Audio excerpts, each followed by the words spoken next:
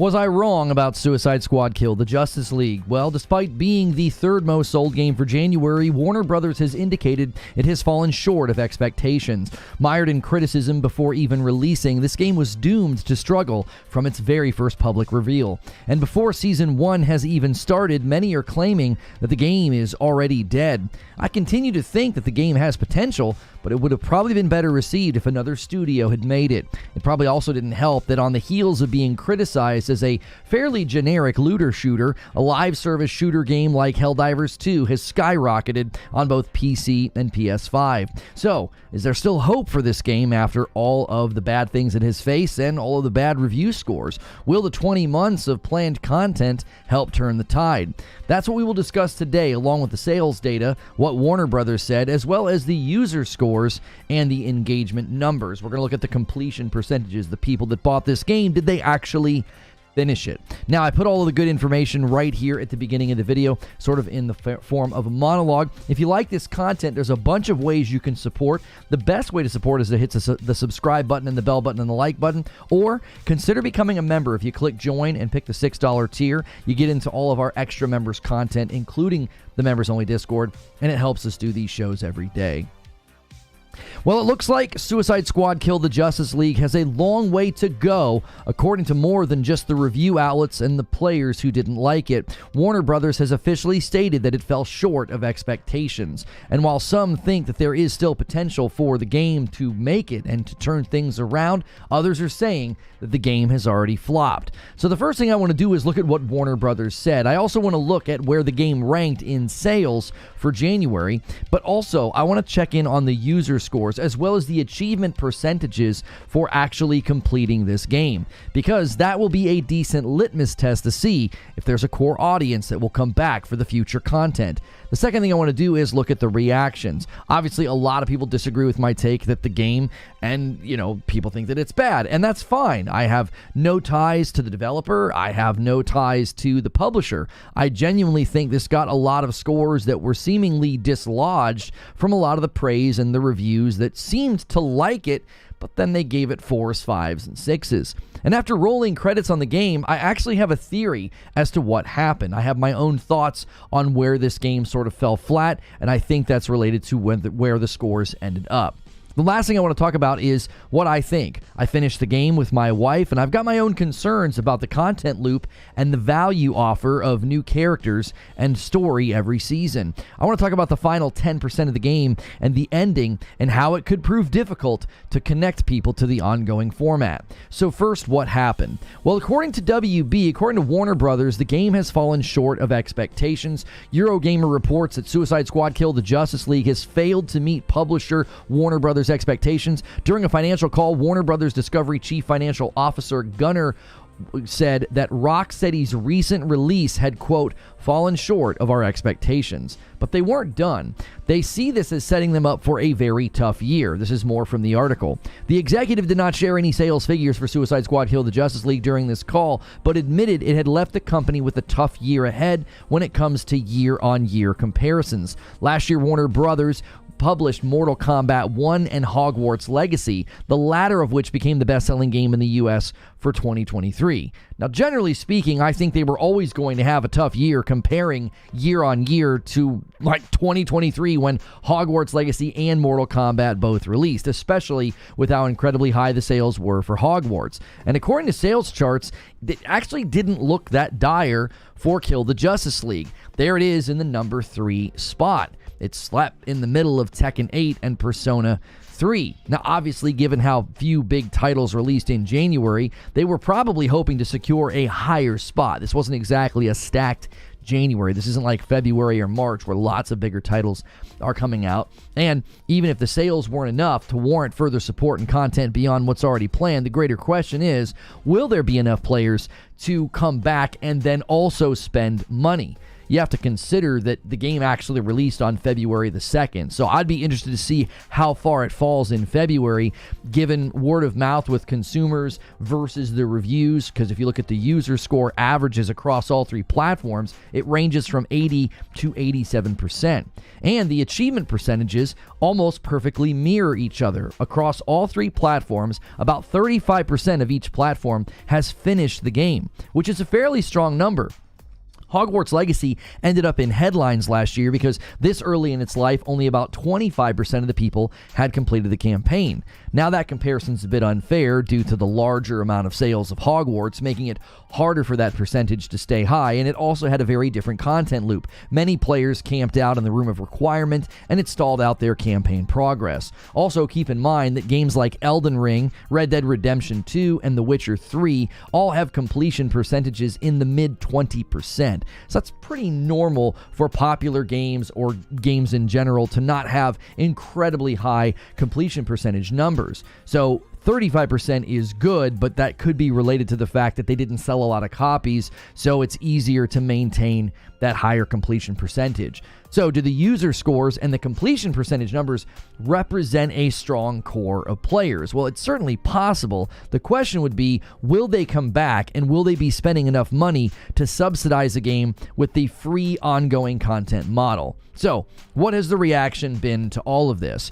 Well, one reaction I'm seeing is people are saying, yep, the game flopped, okay? I'm not willing to co-sign on this just yet. It has a far better score than Avengers, which is sitting around 60% on both Steam and Xbox, which means it has more potential of a core audience to stick with the game, but that also helps the game when new content hits. If new characters or season or stories drop, and then people come to buy the game, maybe it's on sale, well, they're going to see 80 to upwards of 87% scores, and they'll be more likely to purchase. If the game was sitting at like a 60% like the Avengers, new content would probably not do anything to help the game out at all. Now, I will talk about my concerns in a moment about the ongoing content. I actually have concerns, because I do think that is the real test. Will Season 1 turn the rudder at all? Because if it can't, this game is likely headed to a potential early grave. Now, some people think it's already in the grave or has one foot in it, but I think the seasons are going to be when the test happens, which is related to something I did see people saying. They were saying, listen, Season 1 hasn't even started yet, and I think this is fair pushback. Without a chance to really prove the concept, it's hard to write the game off. Many people that were saying, well, it's not worth the price, $70 is too expensive. Well, if we get all 4 seasons this year, you have to include that in the cost of the game because it's a live service game and all post-launch content is free. I do think WB and the devs are likely worried, however, about missing expectations. That's likely related to projections and hopeful player engagement numbers that would then be related to spending numbers as well. Games like this need to hit a certain threshold to hope for long-tail, monthly, daily active users when they release new content, because only a certain percentage will spend money in their cosmetic store, and that store is meant to be how the free ongoing content is paid for. Now, on the subject of ongoing games and live service games, some see this as a form of justice. They're like, this is deserved, it's live service trash. I'm always curious at people who hold these rigid and rather harsh positions on live service games if they actually play any live service games.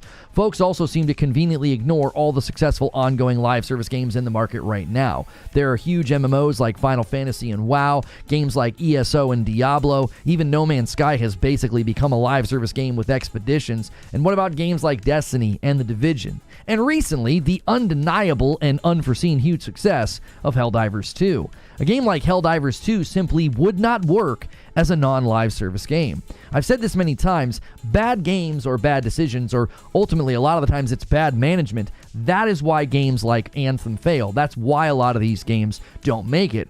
It's why we have successful and praised live service games and ones that crash and burn.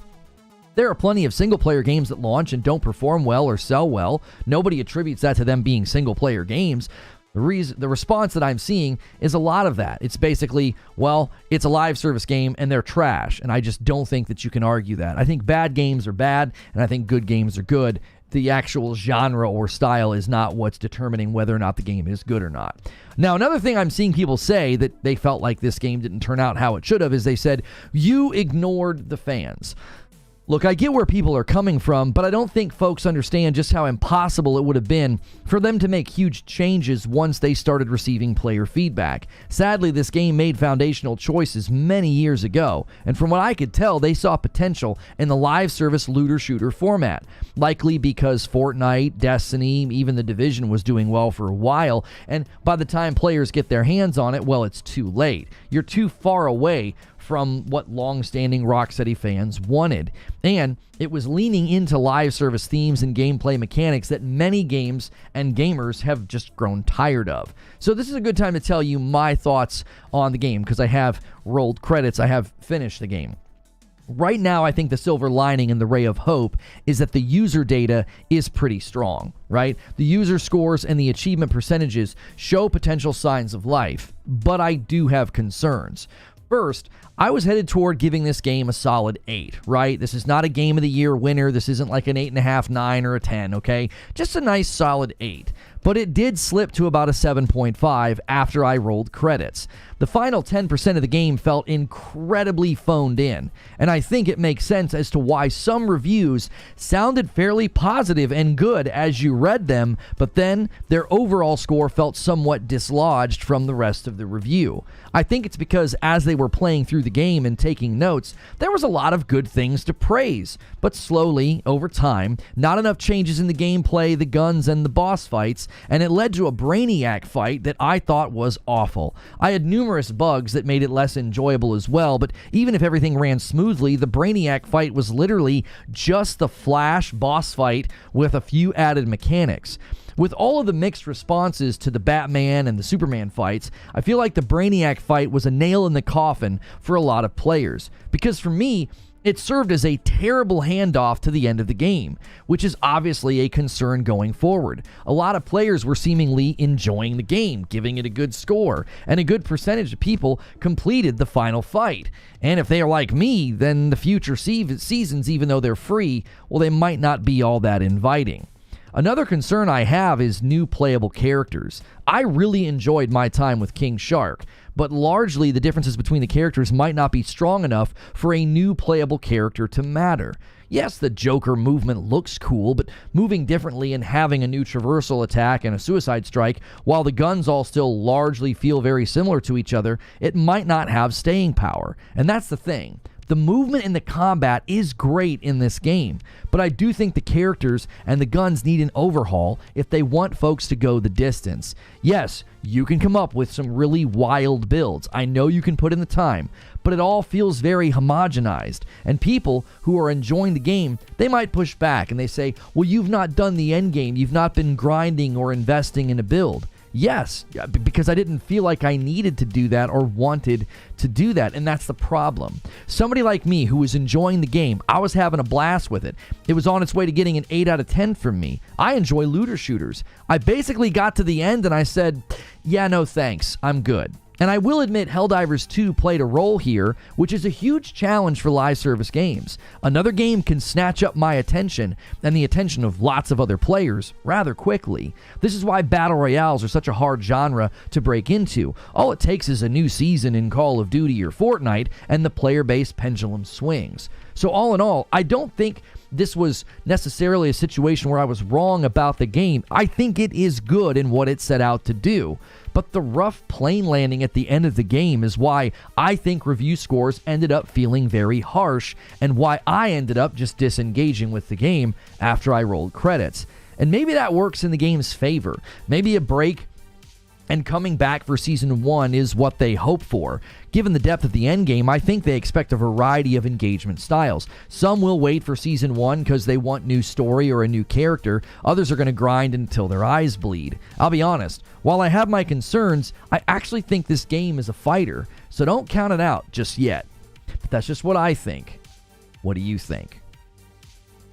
So let me give you My closing thoughts and conclusion here. I went back and I listened to my monologue where I said that the critics, I thought they had gotten this one wrong. I really felt like 4s and 5s were just way too low for this game. And the thing that gets lost in discussions like that is nuance, okay? In that video, I was like, listen, you can't be wrong if you dislike the game. I took issue with scores like 4s and 5s because the game was being scored in the same hemisphere as Redfall. Those types of scores, I think, are reserved for disastrous launches, games that aren't even complete or ready to launch. I certainly found aspects of the game wanting or needing more depth. I really did not enjoy the ending, but this is not a Redfall. This is not a Golem, okay?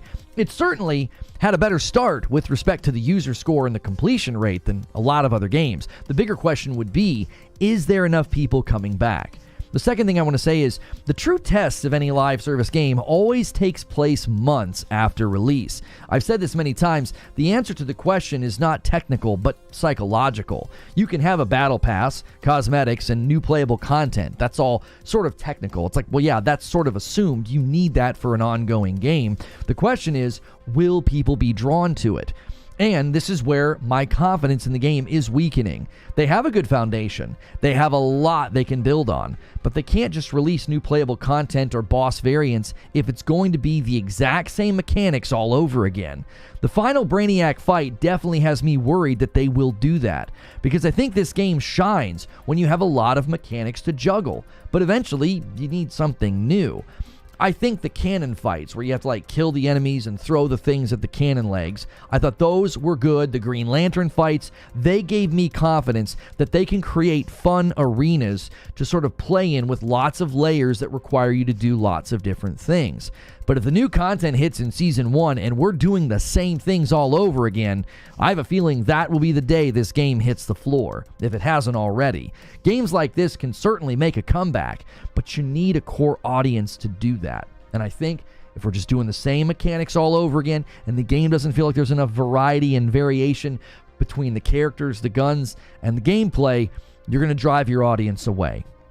My conclusion is this. I'm certainly pulling for this game. I think Rocksteady made the game that they wanted to make. And yes, it included chasing some trends and pivoting pretty sharply from what they were known for. But devs seem to be damned if they do and damned if they don't.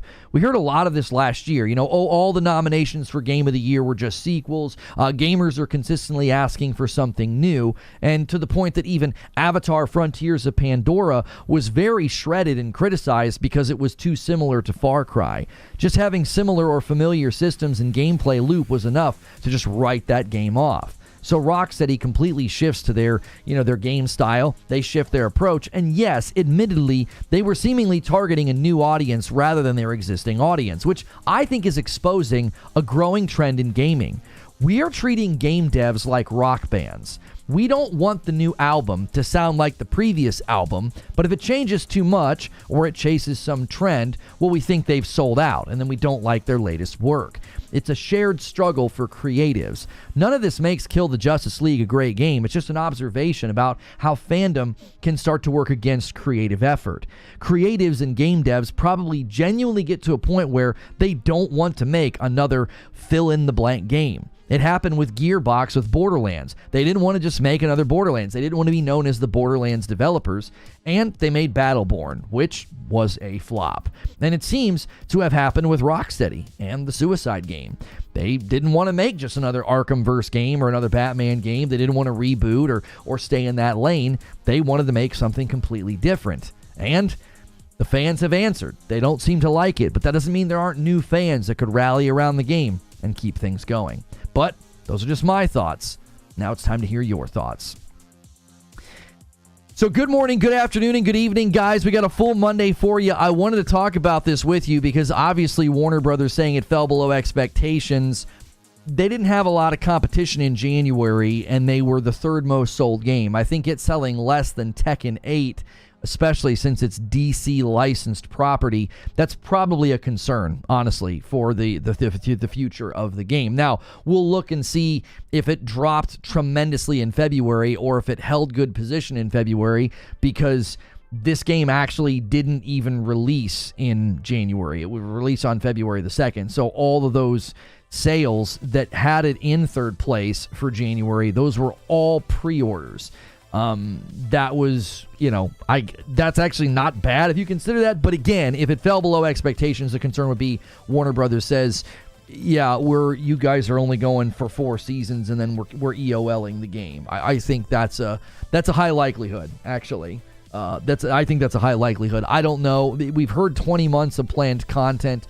I don't think the content is all built yet. That would be ridiculous to have that much content built out. Now, we got to get started here on the member count because Nightfire443 became a brand new member. Han shot first, and so did you. Thank you so much, Nightfire, the first member of the day, and getting us on our way to the first 25. Every 25, I gift 5.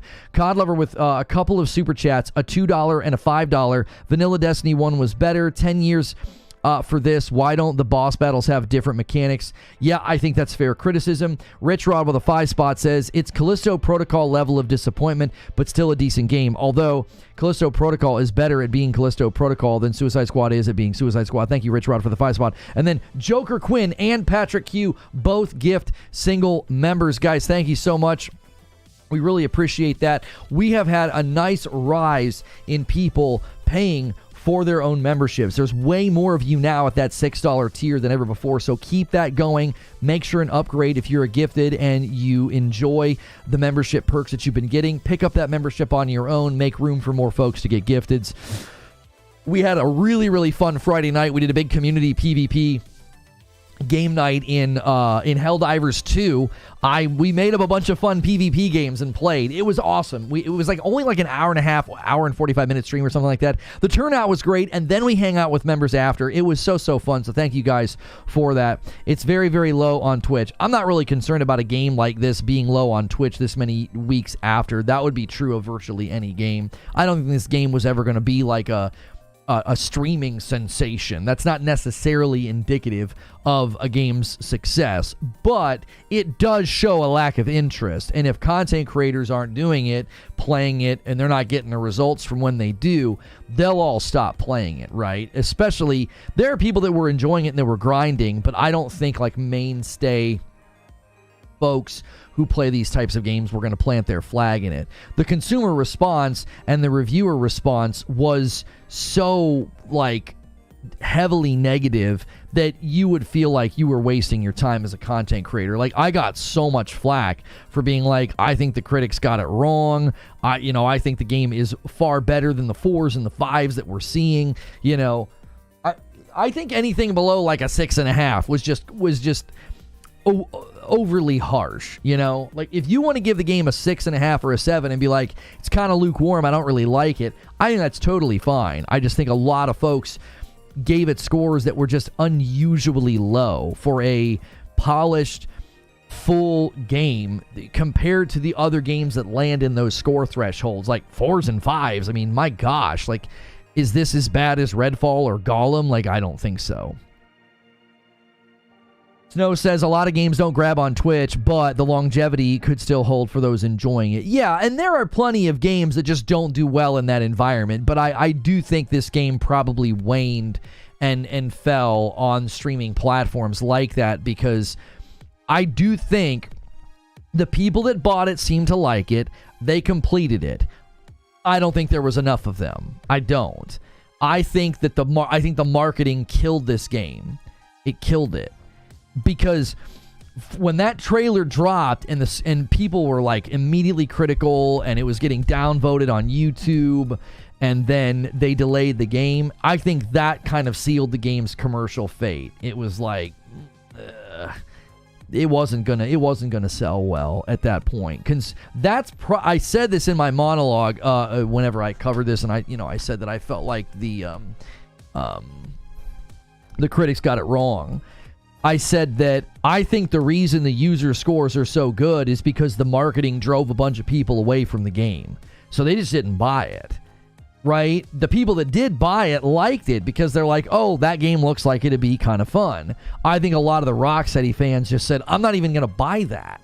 And that's what's keeping the score, at a good level on Steam, PlayStation, and Xbox. Now, here's the thing. That, again, I think could work in the game's favor. Because if they start updating the game and adding content and making things more enjoyable, like I think the characters need a lot more variety. I think the guns need a lot more variety. If they can do that and suddenly the game's on sale or something, you're going to go to the PlayStation, Xbox store or Steam and you're going to see, oh, it's got a pretty good score. If you went and you saw it had like a 60% like Avengers, it doesn't matter. It doesn't matter if they add content. You're going to see that score and you're just not going to buy. Eugene says the success of this game isn't determined by month one sales. Rough start doesn't equal failure. And I also want to know where it lands in February, because it was in third place for January, and that's all pre-orders. This game released on February the 2nd. So I want to see February's numbers. That's like, okay, how did it do its launch week?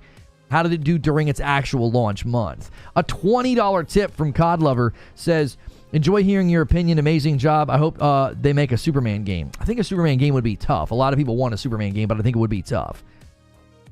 It was a decent game in my opinion, says Jay Subbles. Nothing amazing, but enjoyable. Right, like, a lot of people were just like, they were just lukewarm. Like, yeah, it was fine. Like, I'm not going to come back and play it. And I'm telling you, my theory about why you would read a review or you would, like, listen to a review and you're like, this person's saying a lot of positive things. Why'd they give it a 5? You know, why'd they give it such a low score? I'm telling you, it's the final 10% of the game. It is the final 10%. It just 435 players in Steam. Right. And I'm telling you, Omar, that's why. The handoff to being like, hey, you're in the end game now, it's terrible. It is a terrible handoff. It just is. I played the final 10%. I played that Brainiac fight, and I told my wife, I says, I don't want to play anymore. They did not make a compelling case for keep on playing. Like, for me to play, 85% of the game, and I was like, this is a solid game. I think this is fun. I actually like the story and the characters and the voice acting. I thought all those things were great. I'm 85% of the way through, and I'm like, yeah, it's a solid game. And then the final 15%, it's like, I think it just falls apart. I didn't like it. It was like, okay, you're going to chase Brainiac. You got to go get Brainiac. I'm like, okay. And it was just all of the same fights, same mechanics over and over again. I had a bunch of glitches that made it really unenjoyable. I couldn't get ammo for one of my weapons. The shield thing wasn't working. There was some kind of a server desync going on. I was playing with my wife in the same house, right? And when we rolled credits, I was like, yeah, I'm good. And as I said in the show open, Helldivers played a role. Helldivers 2 played a role. Because it was like, and that's always going to be a challenge for live service games.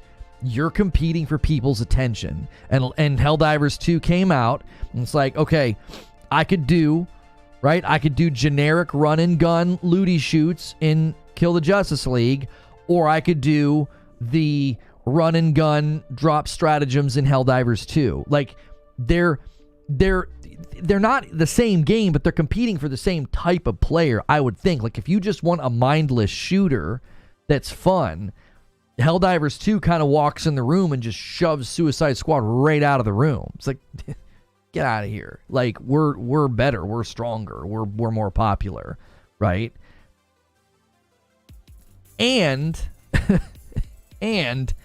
I do think live service games are always taking that gamble. Can you capture people's attention and keep it and not lose them to some other game? That's always going to be the challenge. Always. The stats on the PlayStation 5 audience playing Helldivers, the 3 biggest and most popular games that they have also played this year, it was like GTA, Fortnite, and Call of Duty. So fans of shooters are loving Helldivers too. You said the word generic is what killed this game. Well, and I think generic can be fun because if you're just wanting something like when I was playing this in the evening with my wife, we were having fun. You just running around the city, clearing the map, getting loot, leveling up. That was just fun. Then we tried Helldivers 2 and that game won. It's that simple. It's like my schedule's really limited, y'all. Like I'm not going to force myself to carve out time for a game. The game has to fold into my life rhythms. Like I don't adjust my schedule for games. The games have to fold into my schedule. And so if I would have tried Helldivers 2 with my wife and it was a disaster and it wasn't fun and she didn't like it, we might have gone back to Kill the Justice League and did some endgame grinding. But we're having fun with Helldivers 2, so it wins. It's that simple. That's always a challenge with live service games. It always will be. Imagine trying to launch a battle royale right now, and let's say you garnered a decent audience and people were enjoying it. Well, Fortnite drops a new season, Call of Duty Warzone drops a new season, and you're gonna probably immediately have player loss, almost instantaneously. Powers open up in looter shooters like Suicide Squad. The more you play, you get more powerful, and you can switch characters to keep the fun following. That's just me. Like I said, I think this game is a fighter. I think this game still has a shot. What I think they really need to focus on is making the guns and the characters feel less homogenized. Like, you need to add an entire armory of weapons that only King Shark can use. And I know, right, they restrict some of the weapon types. That's not what I'm talking about. Like, oh, he can use miniguns, okay? And not everybody can use miniguns. Okay. Like, I'm talking about literally create a King Shark armory of stuff so when he uses the weapons, it feels like it's built for him. He needs something that utilizes, you know, his forward momentum, his floating, his dashing. Like, the gun should be literally built around that. Because I think the movement in this game is probably the thing that deserves the most praise within the gameplay loop is the movement. The movement feels fantastic.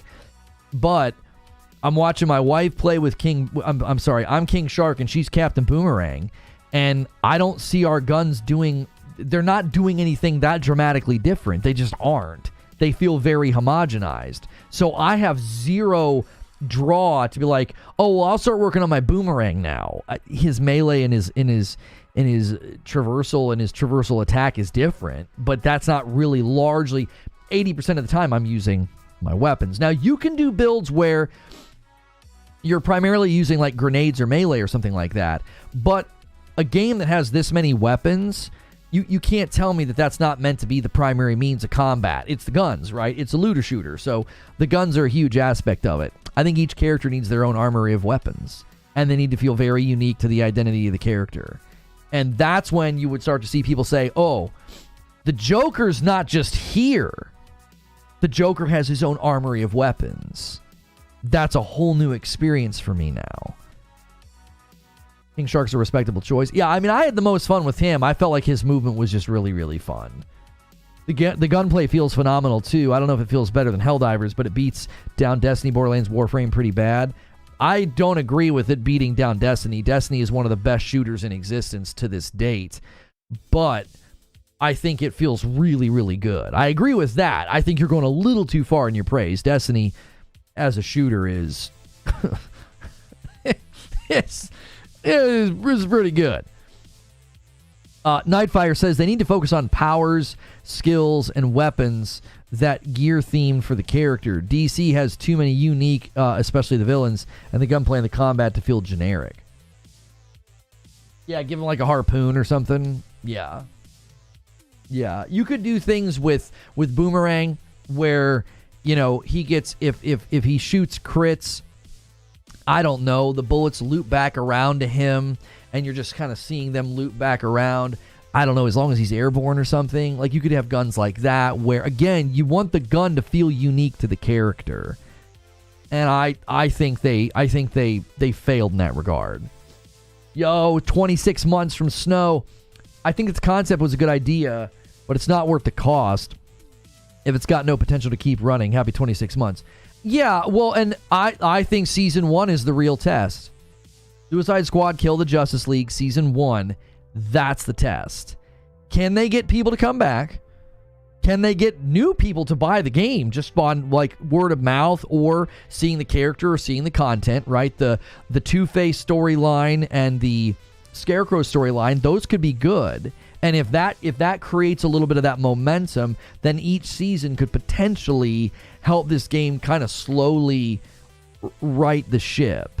I think after a year, if they've not seen improvement with returning players or new players or revenue, yeah, the game will be pretty much cooked at that point.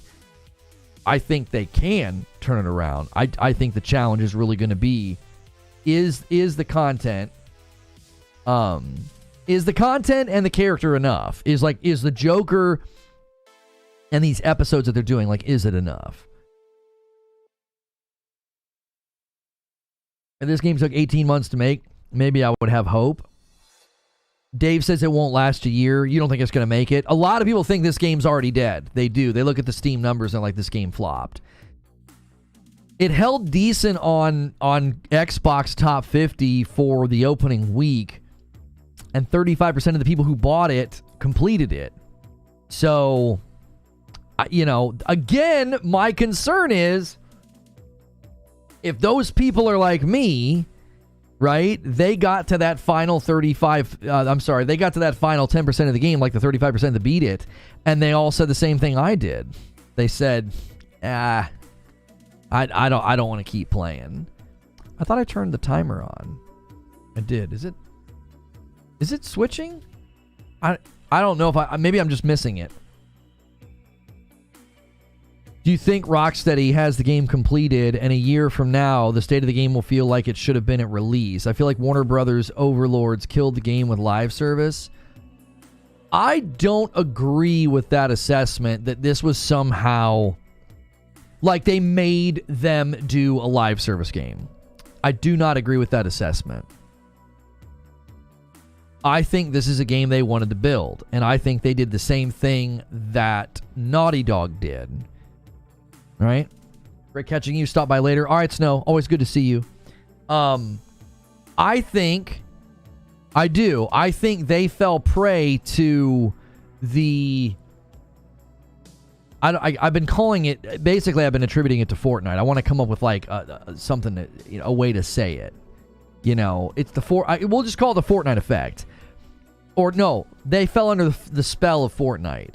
I think both Naughty Dog and Rocksteady fell under the spell of Fortnite. It was oh, yo, what's good, Raven? It was oh, we can do that.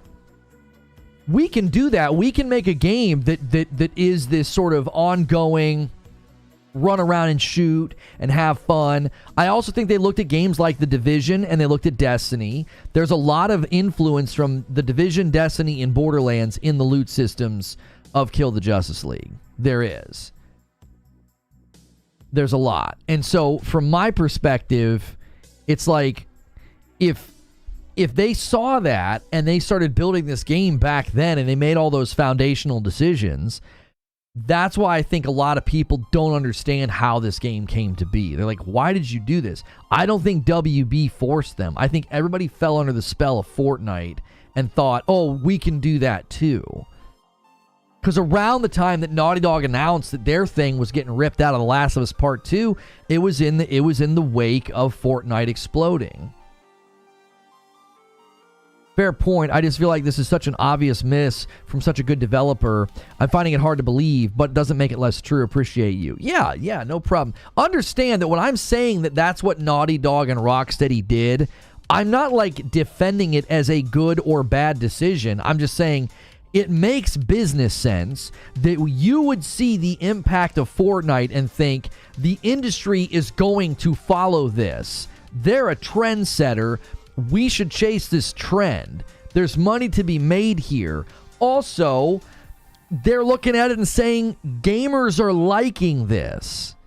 So there's demand for something like this. So I'm not saying that's good or bad. I'm just trying to make sense of why companies... Right now, okay, we're seeing signs of what I think is the Fortnite effect. Fortnite influenced these companies.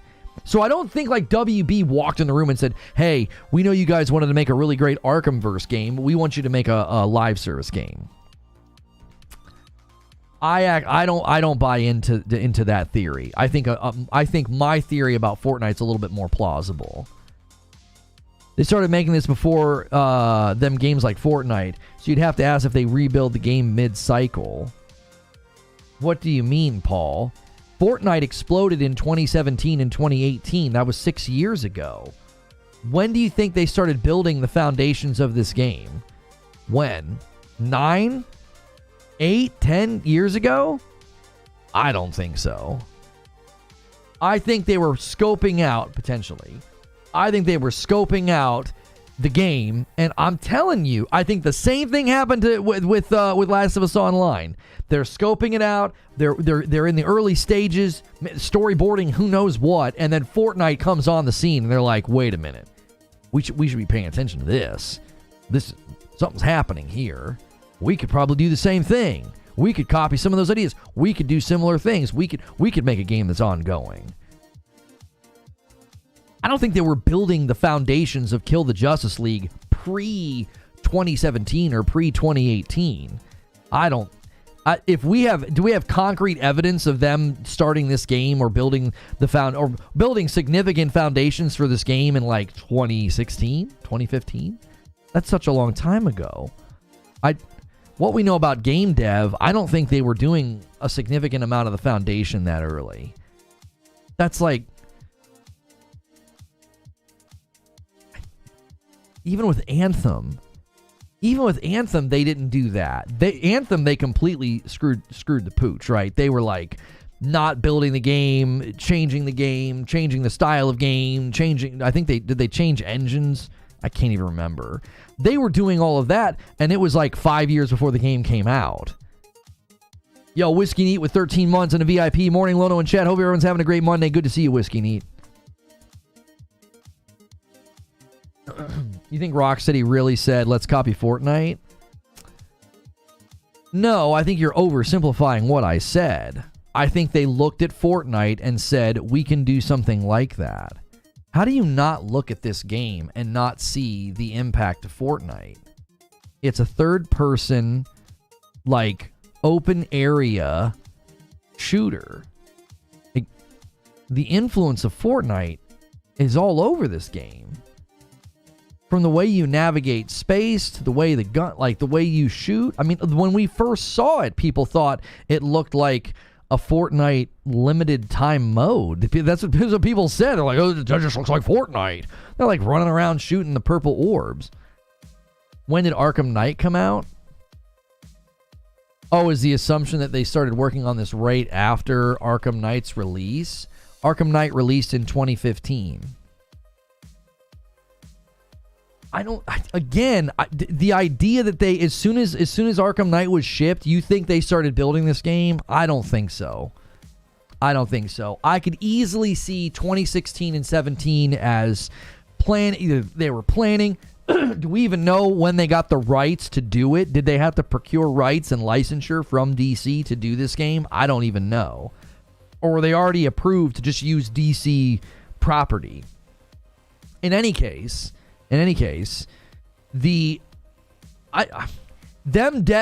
immediately jumping into developing this game in 2015, 2016, even if they did, I still think it stands to reason, especially considering how long we waited for the game to come out, I still think it stands to reason that Fortnite had an effect. I think they looked at the popularity of Fortnite. I think they looked at Destiny. Destiny was doing very well. And then, well, Borderlands didn't really do all that well. But I feel like some of the loot systems remind me, some of the skill trees and the way you build out your character reminds me of Borderlands. Which, again, when you decide you're going to make a looter shooter, you're going to go look at some of the best. And Borderlands, that's some of the best. You know, some of the best looter shooters. Not live service, but just some of the best looter shooters available. Yeah, Arkham Knight was almost 10 years ago. It's crazy how much time has flown by. I remember streaming that game. I remember getting jump scared by the Man-Bat. They pitched Batman Beyond game right after Arkham Knight, and that got shut down.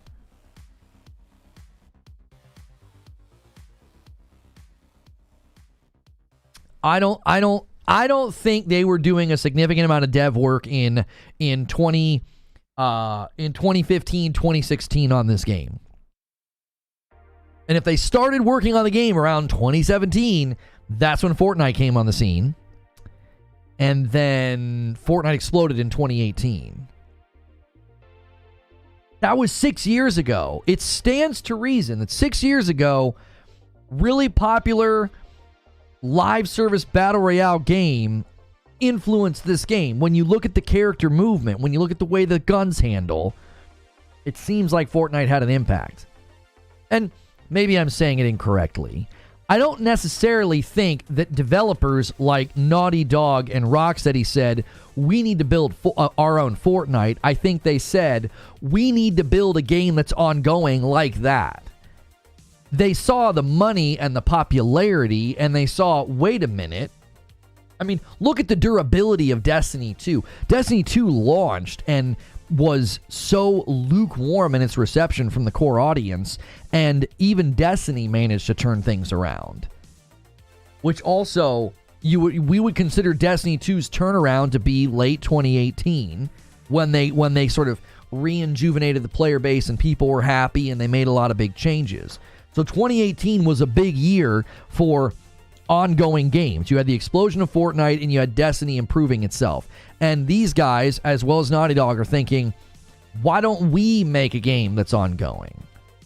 Why don't we make a game that people come back and play and we do seasons and, you know, I don't know, other content types in, instead of doing a one-off?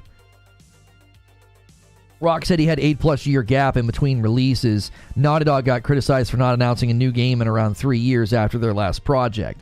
Well, that's an entirely different subject. The insistence that Naughty Dog should have been announcing a new game was hilarious to me. I was like, oh, really? Like, 3 years ago they released The Last of Us Part 2. They better announce something else. What are they doing? It's like, what other studios are doing that? They like make a game and then 3 years later they're like, we have another game coming. It's like, no. 5-6 years dev cycle minimum for bigger games now. You're not going to get an announcement from major studios like that after a whopping 3 years. True, but those are PvP-centric games. I don't know what Rocksteady was on with this. Well, Destiny's not PvP-centric, and again, I think you guys are not hearing what I'm saying. I am not saying that Fortnite influenced Rocksteady to make a Fortnite. I think it was, look at the amount of players and money you can get with an ongoing game. It's getting more expensive to make games. It's getting more expensive to hire all these voice actors. And if we want to make more than just that launch month, launch year, why don't we take some of their ideas? Like, you look at this game and you look at the format, you look at the skins, you look at the fact that they're doing seasons, and if you don't think Fortnite and Destiny had a role there, I just don't know what to tell you. I think that's so easy to demonstrate. I think when you look at Kill the Justice League and how the menus are set up and how the loot's tiered with color and the skins and the seasons, it's got Fortnite and Destiny written all over it. Chris F says, how true is it that in the 9 years interim for this game, most of the senior staff left the studio? I've heard it said a few times already, but I don't know how true it is. I have not researched the staff exodus of this game or studio. I don't know if that's true or not. If that happened, then I'd be interested to know why. Like, what was the cause? Did they not believe in this game? Did they, in fact, pivot the core of the game and say, oh, hey, here's what we need to do? And they pivoted everything to live service, and then is that why they left? I don't know. Yo, good morning, Abe. How are you? Guys, make sure, nice strong turnout today. I wasn't sure if people would want to talk about this. I was like, I want to talk about this. I know that maybe people feel like this topic has kind of moved on, but it's like Warner Brothers said the game fell short. I wanted to entertain the subject. I was like, wait, hey, was I wrong?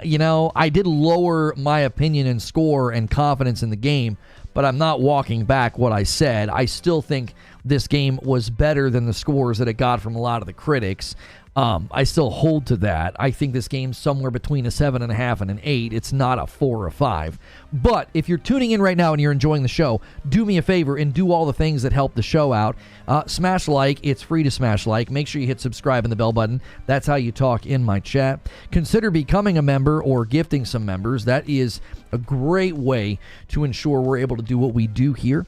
We do have some sponsors, but primarily you guys are the sponsors of the show. Like, you guys are the ones that that make all this possible with the gifting and the super chat. So we appreciate all of the generosity. And we appreciate the coffee orders. We already got 2 coffee orders this morning. We got one from Eugene, and then we got one from somebody ordered 3 bags of dark roast, and your name starts with the letter D. I don't ever want to say your full name. We're trying to get it to where I could see your username, but our back end, store solution is just not making it easy. You finished the Batman fight last night. Creature was right about that. Yep, Batman fight's pretty bad. I will agree with that. I don't take issue with the fact that he dies the way that he dies. I think people really overstated that. Like, everybody kind of died in a similar way. They were, I didn't expect them to, like, give anybody a heartfelt send-off, but the Batman fight in and of itself, yeah, it was pretty bad. I was like, what are we doing here? Yo, a gifted member from Joker Quinn. Thank you so much. Taking us to 4 members on the day, man. Joker Quinn is always out here gifting those single members, man. Thank you very much. Good to see you, Feed. I see you in the chat. Omar says, I'm distraught thinking about what they could have done with a Batman Beyond game right now. Still Batman, but different abilities, different Gotham, new villains, flight, OMG.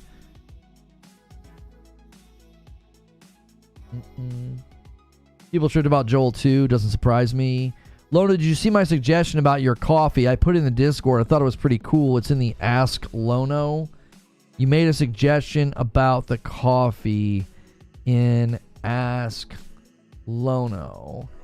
Advertise your coffee with roast. There's always some guy in the chat, and lots of times you roast him with knowledge. After the roast, hold the coffee and say, brought to you by Reforge Roast. I'm actually, I don't know if you guys have noticed, I'm kind of leaning away from doing that more than I don't know. I don't like attaching the coffee to it either. I think it's too easy to clip somebody and make them look really mean and unkind when I'm just being a showman. I think it's fair to do that, to be like, yeah, I'm going to roast up this guy. But I think it's just always misinterpreted as that I'm being a jerk. So I've not been doing it as often. I think sometimes I'll still do it, and I'll do it in a lighthearted way. Yo, DK Bager gifts a member. Thank you so much. Setting up 5 out of 25. We'll see if you tempt any of the big boys to drop a 20 bomb. Appreciate you so much. Oh, boo to the roasting, not the going away from it. Yeah, I don't think you want to attach the coffee brands to, like, me being again, making it look like I'm being unkind. I wore this exact same shirt when I played Kill the Justice League. I was like, how long has it been since I wore this shirt? 3 weeks ago. I'm looking at the clip right now. I was using my own B-roll. I was like, I'm wearing the same shirt. That's what an insane coincidence. I just pulled it off the rack last night. The game, what about the Batman Beyond movie made by the people that are doing the Spider-Verse? That would have been pretty dope. You're getting roasted? I don't think it's a bad idea, Sneaky Wolf.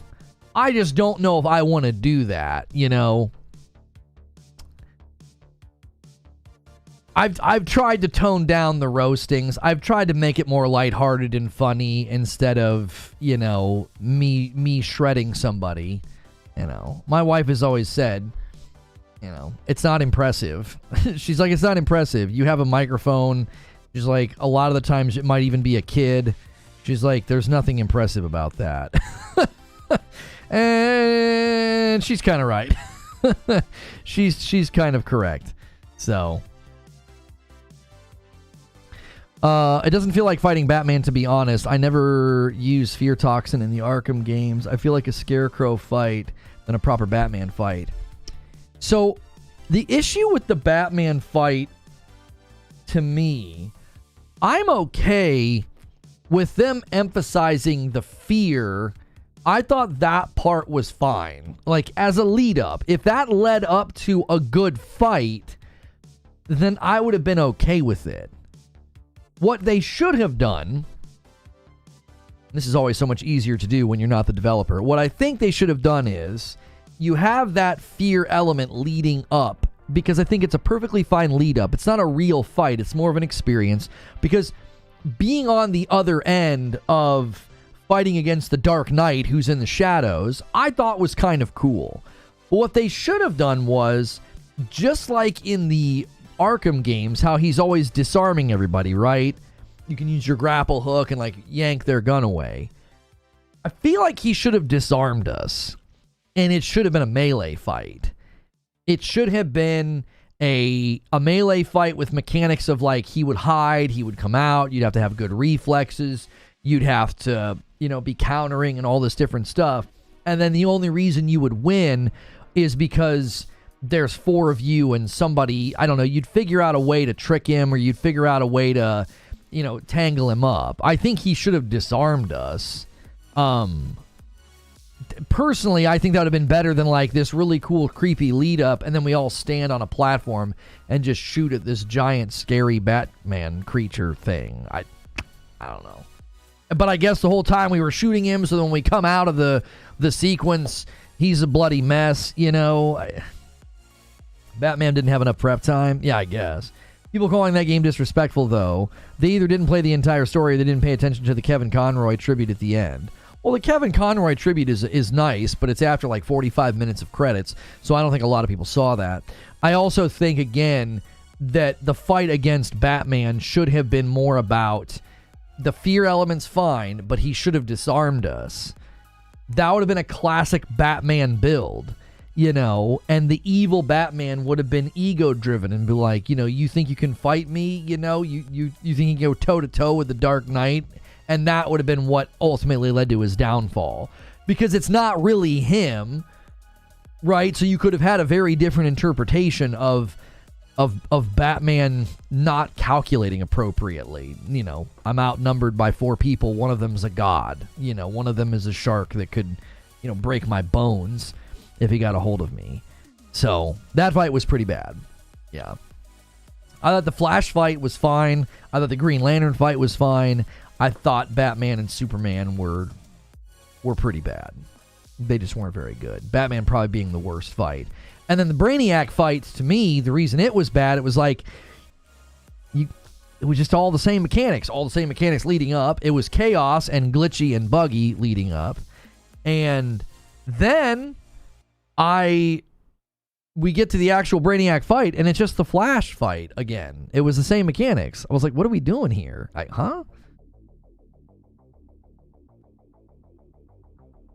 You want to program that? What do you mean, do I want to program what? They could have done that if they would have had Jason Todd on Suicide Squad, and you get that emotional impact for a longtime comic fans of it being Jason Todd have to do the deed.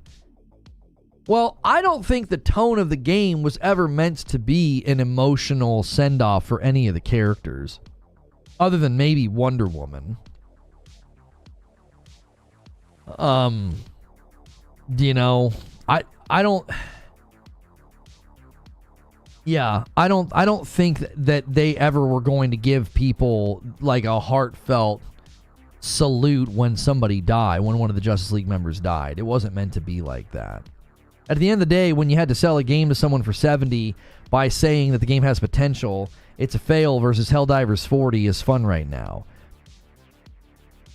Well, this is always going to be the dilemma, and I talked about this the other day when we talked about Helldivers. This is going to be the dilemma for the AAA live service game. The AAA live service game has way more people behind it, so the budget's significantly bigger. So you're unlikely to see a AAA live service game come to market and be $40 or $50. I don't think the publishers would be okay with that. because they want at least some kind of a guarantee on the money that went into the project over the, the 4 or 5 years that it takes to build. So I actually think Helldivers is showing something we've touched on a little bit, in that smaller studios in the 100 to 200 employee range, I think they're going to start to shine, and the bigger studios, I think a lot of them are going to start to either trim down or shut down, unless of course they're being successful, which some are. But I think some of the bigger studios, particularly if they target live service, like think about what would have happened to Naughty Dog if they decided to become a live service studio and they went forward with Naughty Dog. They went forward with Last of Us Online, and they're like, no, we're not going to do a third game. We're gonna press forward.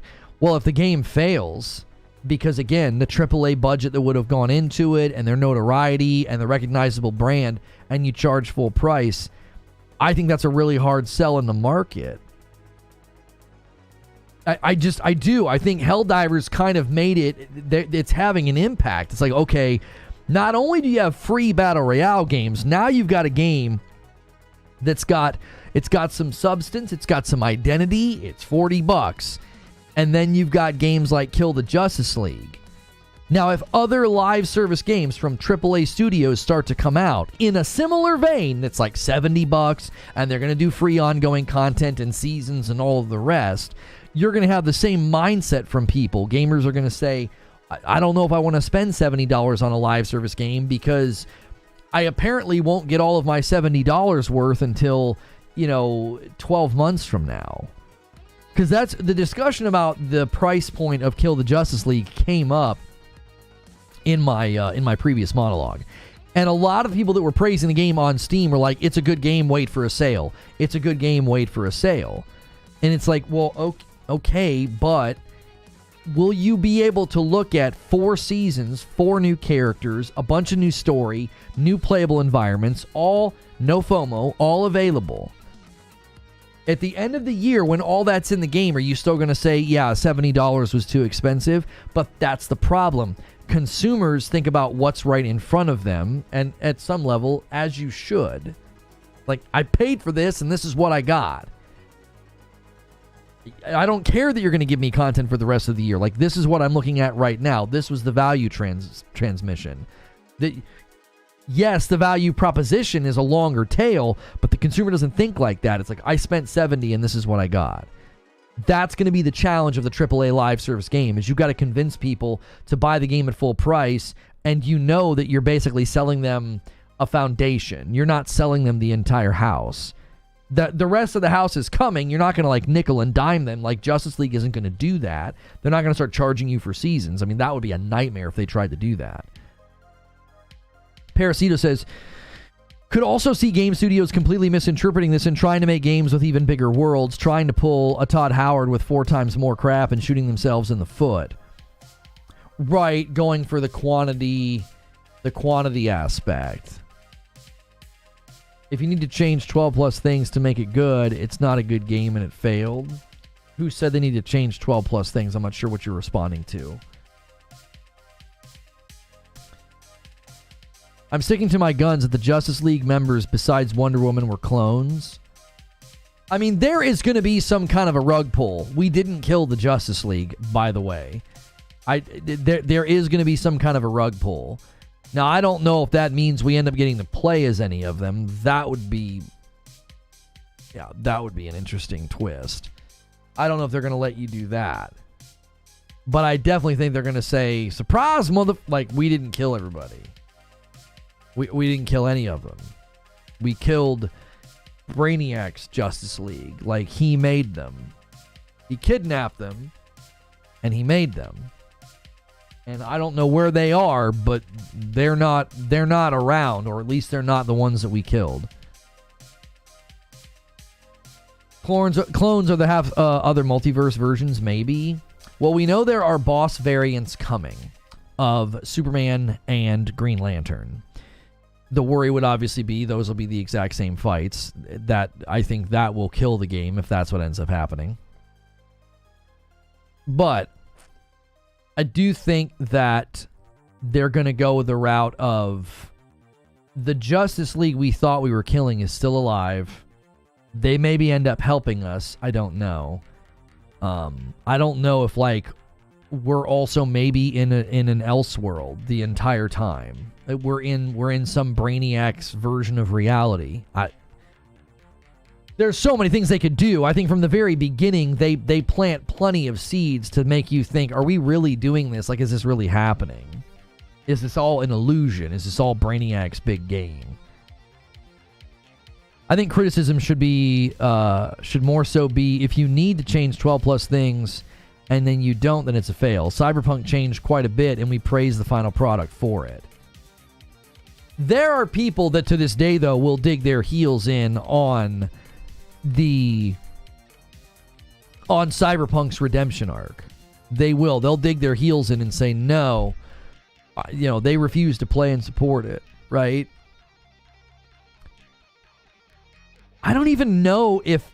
Okay, so Cyberpunk had tangible things wrong with it. Measurable problems, bugs, glitches, performance problems, all up one side, down the other. One of their first substantive patches was like, oh, hey, the driving isn't terrible now. Like, that was literally the feedback from people. Oh, man, this patch is great. The driving doesn't feel like trash. Okay? Kill the Justice League doesn't have stuff like that needs to be addressed. The game feels good. It's optimized incredibly well. It runs well. It's not a buggy mess. Cyberpunk was still worth the asking price. No. It was literally removed from a storefront. It was so bad. That's simply not true. Kill the Justice League has what I would consider to be substance problems. Like, you need to go into the substance of what it is to play as King Shark. And like I said, he needs his own armory. And they could totally do this within the lore of the game. Penguin could walk out and say, I got a whole new thing for you. We've been monitoring your combat or whatever the heck, working alongside with Waller and her people. And we have come up with a whole new slew of weapons made just for each of you. And then you're more in the lane of crafting an entire character. So when I play as King Shark, my guns are different, they handle different, they do different things. And now his identity is not just, how he moves. It would be, because how he moves and gets his shield back is cool, but L take, Lono? What's my L take? Which I've said a lot. L take, Lono, Suicide Squad is trash. I think your take is an L take. You're not saying anything. You're just saying a game is trash that has an 80 to an 87% from the people that bought it. 35% of the people that bought it completed it. It has good user data. It didn't sell as commercially well as they wanted it to. That doesn't mean it's trash. Like, you can disagree with me saying that I think the game is good and has potential. I think it's got a lot of room for improvement. I think the final 10% of the game is pretty bad. I've been specifically critical. I think your take is an L because you're not saying anything. You're just saying it's trash. I'm at least going into specifics about where the flaws are and where the rooms of improvement are. You're just saying something everybody else has said. The game is not balanced. In what respect? Are you talking about the skill trees, the end game, the enemy damage, the enemy health, the weapons, bad writing story? Why is the story bad and why is the writing bad? Don't just tell me that it's bad. Tell me why. Like, why? What's bad with the writing and the story? What I have found most people to say about the writing and the story is that they don't like it. That's totally fine. You do not have to like the story. That doesn't make the writing and the story bad. Not liking something doesn't equate to it being bad. I'm not saying that the writing is good. I found the writing to be right in line with what I expected from Rocksteady. And people running with the false narrative of this other company influenced the writing and made it woke. No, they've come out and clarified that. They had no influence over the writing at all. This is Rocksteady's work. SkillUp's video explains it all. I thought SkillUp did a really good job pinpointing some of the things that even I have talked about. The weapons feel too homogenized. The mechanics in the fights, they just do them over again. Like I said, the final 10% of the game, I was like, this is a terrible handoff to the ongoing format. It's a terrible handoff. It's like, if this was supposed to compel me to keep going, it didn't. Batman wouldn't die so easily. Poison Ivy died in Arkham Knight. Okay.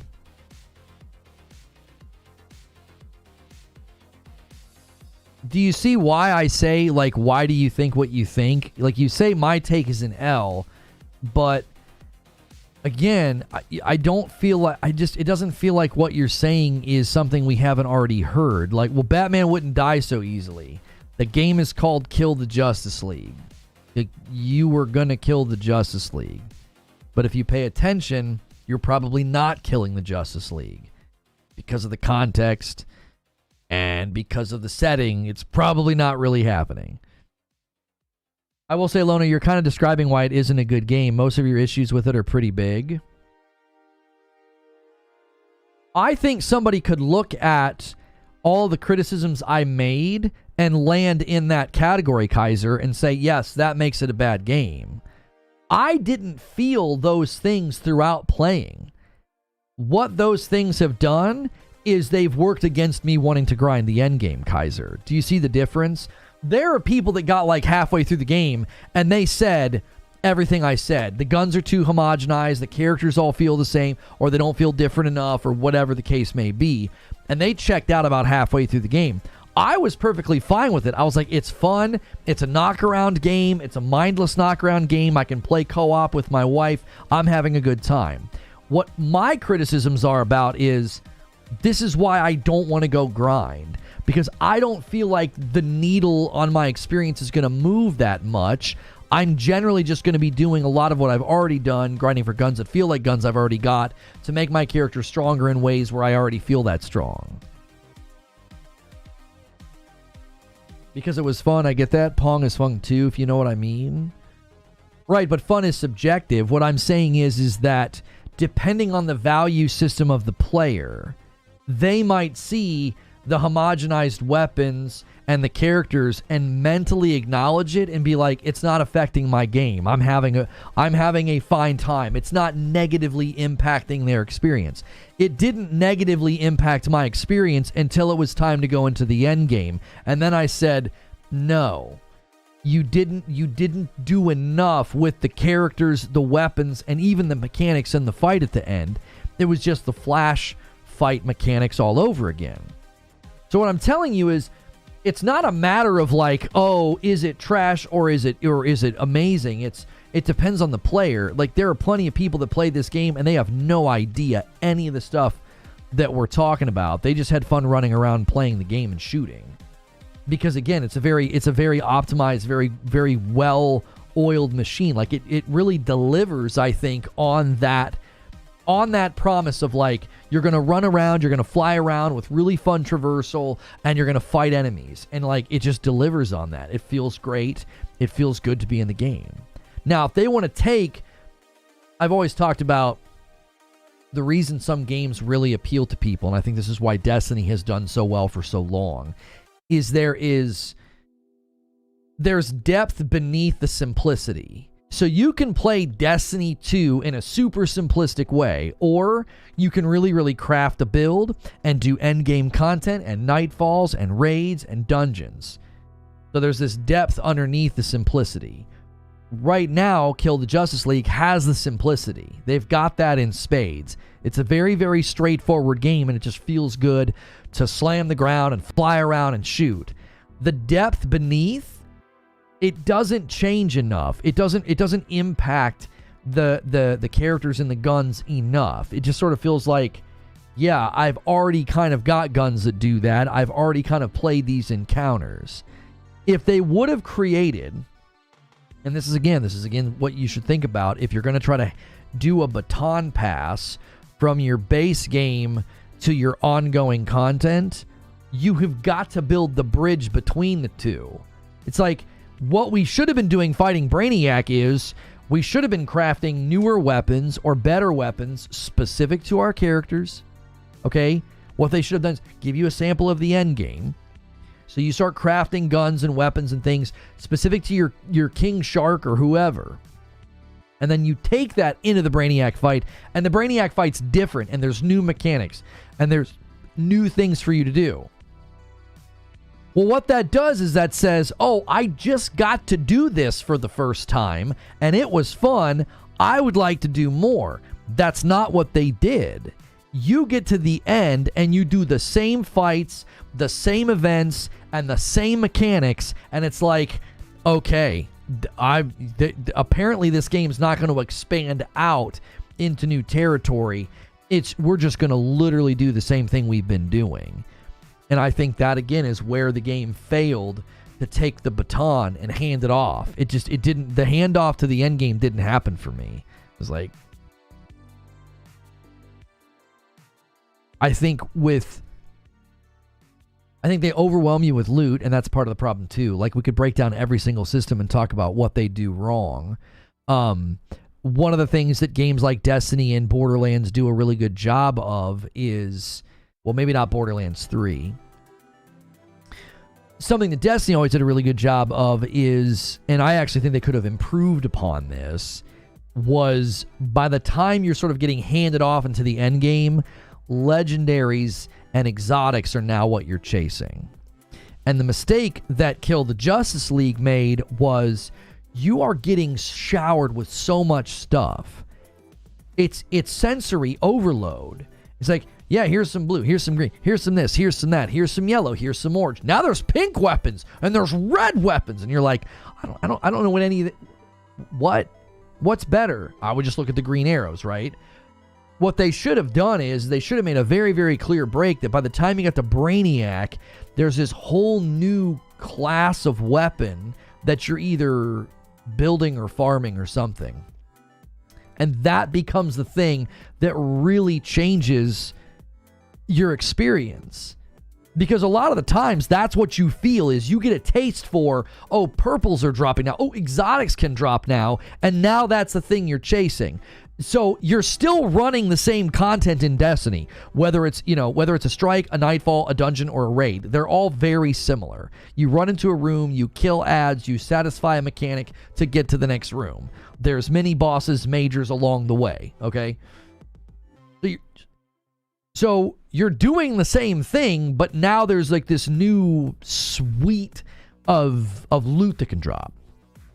Well, by the time I got to Brainiac, I had been so overwhelmed with loot, I was like, I have great loot. Apparently, there's nothing beyond the loot that I have. I think again, it was sensory overload. I think it was way too many tiers and colors. I think you should always simplify it. I think the first 30% of your game, you should be getting blues, and then the middle chunk, you should be getting purples, and then the back half, you should be getting yellows. And then as you roll over into the end game, there's this whole new class that you've not seen before. You don't unlock master weapons until the late game, though, which is where the real grind begins. But again, the problem is, Rogue Necro, it's sensory overload. I didn't look into any of that. Do you want to know why? I was constantly getting showered with weapons. I'd compare them. I'd have something that's stronger. And because they were largely homogenized, I was just... like, it didn't draw my attention. It just didn't. It was like, I don't care. You're always giving me good stuff. I always have good loot. I'm telling you, this is just my opinion, they did not hand you off to the end game very well at all. They overwhelm you. It's too much. And the lead up is similar mechanics, similar fights, and I'm using the same weapons I've been using. So to you, that means your expectations were unrealistic within the genre you full know about? What do you mean? I've played plenty of looter shooters and live service games. It's quite literally, I would consider it to be one of my areas of expertise. So my expectations were not unrealistic. It's not unrealistic to expect a live service game to adequately hand me off and incentivize my engagement with the end game. And I don't feel like they did that. At least you see the loot is trash. No, I'm not co-signing that the loot is trash. Your insistence on getting agreement from me on your opinion is weird. Have a discussion. Don't seek affirmation from strangers. Like, I don't need to affirm your opinion. I'm not affirming your opinion that the loot is trash. You lack nuance. I don't do that in discussions. I don't say, it's trash.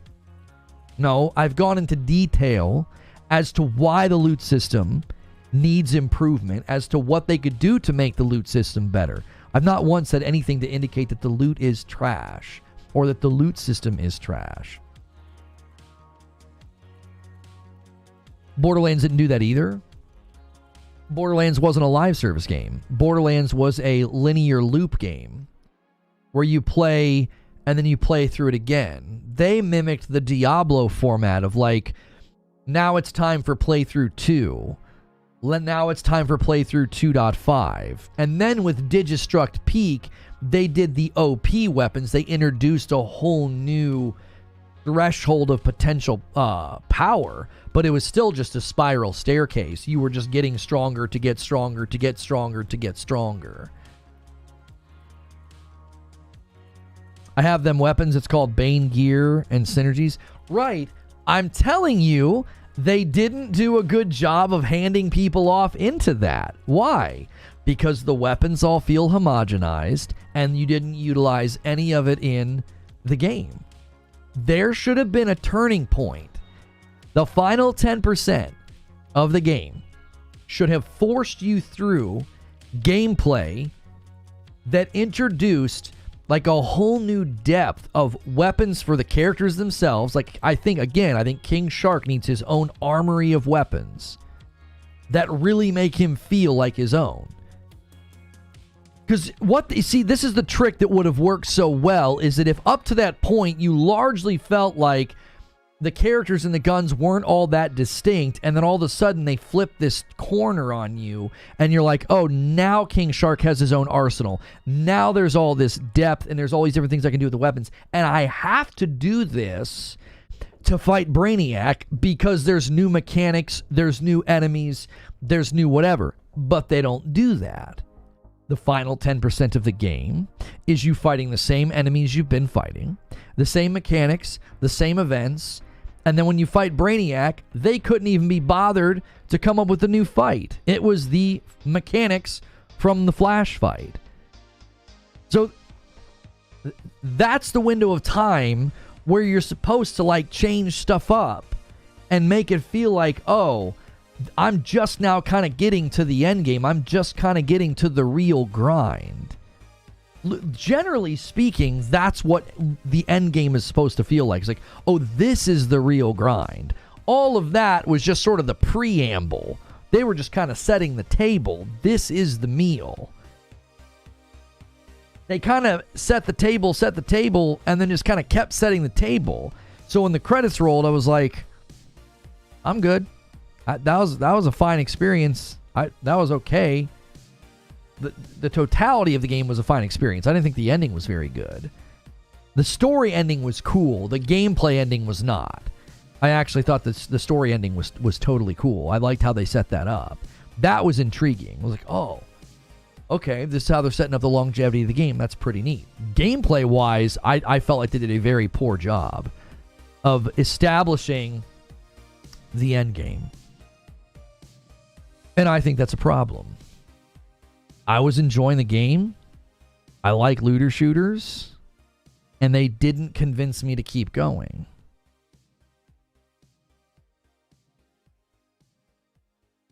I just can't. I understand your time is limited, but come on. Blue, gold, yellow, pink, green. You've done it before. Yeah, I have. And I criticize Destiny for their lack of usage of greens and blues. I always said that greens and blues should have stayed in the game a lot longer in Destiny. I don't feel like they got a lot of capital out of their loot pools in that game. If you go back, well, you can't go back to my coverage on it, but that was something I commonly said. And I said something similar about Kill the Justice League. I think you're having a hard time hearing what I'm saying. You're attempting to create a narrative here that I didn't understand the loot systems. No, the loot system was very, very overwhelming in that, like, every time you ended something, you got a new weapon. A lot of the times it was better. The colors kept going up. And by the time I got to the end, I did not feel like my really awesome yellow or pink or red gun was all that much different than the guns I started the game with. They were too homogenized. And what I'm saying they should have done is they should have gone the route of creating depth within the actual character. Instead of, see, what they're doing is they're just doing the classic, like, and now we have another color of loot. And now we have another color of loot. And it's like, okay, the characters are what you need to create depth with. You want King Shark to feel like he has depth as a character. Instead, he's just a meat puppet that can run around, jump, and slam, and he's using the same style of weapons and a lot of the same perks that everybody else is using. And that's the issue. So let's take Borderlands 2 as an example. There are not class-specific weapons in Borderlands 2, but Salvador is going to play vastly different than like a Cataclysm Maya, right? Gunzerking, Maya, you build in these different skill trees, and your weapons end up sort of converging with your abilities in a way where you play in very different ways. So it's very skill-based. It's very skill tree-based. It's very, you go into a certain skill tree and you get your capstone. That's how Borderlands does it. And the issue with Kill the Justice League is the skills, the skill trees, they feed into the weapons, but the weapons are not a great catalyst for that because the weapons feel very homogenized. So it's not like King Shark is like a gunzerker where you're going to use completely different weapons and grenades and all this stuff with his skills, because his skills and his abilities, pulling out two weapons, recharging, all the different things that goes into a gunzerker build versus like a Maya build, those don't always just directly interact with the weapons. They interact with the way the character moves and stays alive and doles out damage. And since the skills are largely linked to your guns in Kill the Justice League, what you'd have to do is create like this loop back of these guns, this armory are specifically made for this character. Lono is saying the Bane weapon should have happened before you beat the game. Yes. Yeah. They should have made you go through that. They should have been a requirement to beat Brainiac. There should have been entirely new mechanics leading up to Brainiac. There should have been new mechanics in the Brainiac fight. And the Bane weapon should have all been related to that. Why? Because that would have all felt so brand new and fresh, and it would have been like, I want to do more of this. I've not done this before. Yo, it's good, Marcus. That's not what happened. I ended the game doing the exact same thing I had been doing for 26 hours. Same enemies. Same mechanics. Literally, the mechanics from the very first fight of the game, Flash. Like, I don't know. Maybe I'm doing a bad job communicating it, or maybe people are just like, oh, it's good, you got to get to the end game. I'm not debating whether or not the end game's good. I'm saying the handoff to the end game was poor.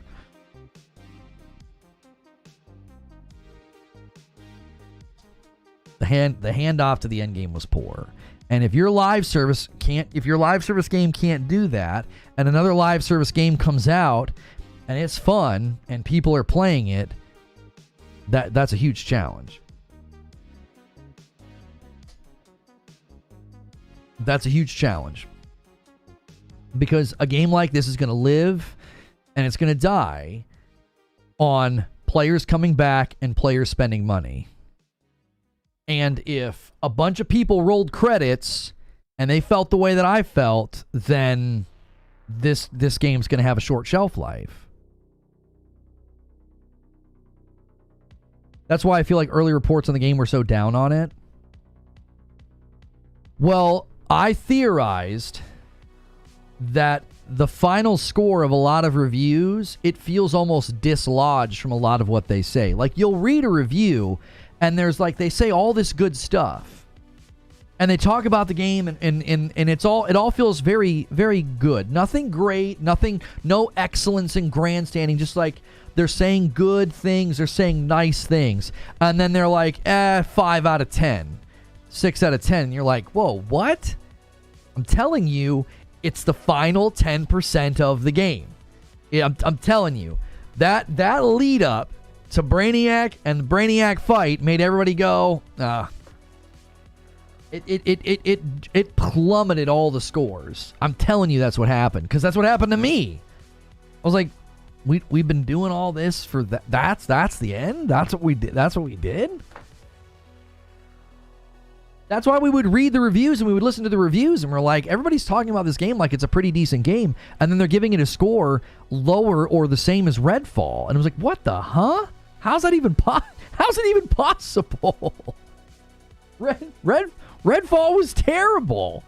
It was an embarrassment. You got the CEO of Xbox apologizing for Redfall. That's how bad it was. And Suicide Squad Kill the Justice League got similar scores to that game? Well, I rolled credits and I was like, I figured it out. I figured out what happened. Didn't help that it was 10 to 15 hours of like 4 to 5 different mission types, no variety. That was something that SkillUp brought up that I thought was pretty fair, was that he's like, you don't actually move the story forward with what feel like story missions. You move the story forward with what feel like public events, and they're all very similar. I thought that was a fair criticism, but I also thought it was very smart from a live service perspective for them to do what they did. But again, I thought that thinking the end game, the elsewheres, the depth, the new stuff's gonna be there. And they don't introduce you to it. It's like you have to roll credits on a game by killing a boss, doing the exact same mechanics from the very first boss fight, and leading up to him, you're fighting all these people in this area. Like it's all the same enemies, it's all the same mechanics of everything you've done up to this point. There's nothing new at that point. That doesn't make for a compelling invitation to continue. I'm telling you, that's my concern with this game, is a ton of people, 35% of the users completed this game. They checked that box, and I think they just noped right out of the game. They were like, I'm good with that. I don't need any more of that. Because you don't whet their appetite with anything. You don't whet their appetite with anything new. It's if I suddenly was in encounters and fights that had suddenly a bunch of new enemies and new mechanics, and I had these new weapons that I was having to build, grind for, and utilize, then I would have said, ooh, I want to see where this goes. It would have whet my appetite. Instead of, I just felt like I closed the book on a pretty decent story and pretty decent game, and that was kind of the end. 35%, remember, Justice League Early Access players have already run into a strange bug which gives them automatic story completion. That was quite literally only that one day. They shut the servers down immediately. I can't think. It was the number 3rd most sold game in January, Paul. If you think that number of people that got that bug is why that number is where it is, I think you're being willfully ignorant. I think you know that that's not realistically why that number is where it is.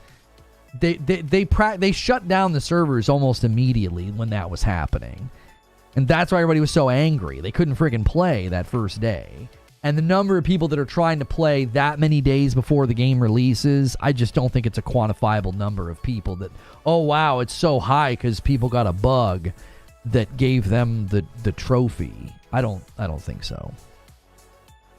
Tori with 23 months, do you think they should have delayed the game closer to Season 1 launch? No, because, and thank you for 23 months, The challenge with saying that they should have had the game be closer to the first season, I think the challenge with that is you want folks to have time in the game. Like, if the game comes out and like 2 weeks later, they're like, season 1 and the Joker and stories, and you're like, what the heck? It almost would feel too fast. You have to kind of give the game breathing room and then say, all right, everybody come back. 1 month. I don't think that's too far. It's not like they're making you wait like 6 months or something. People got banned for being accused of cheating. What? People got banned? I never saw that. From this game, or are you talking about a different game?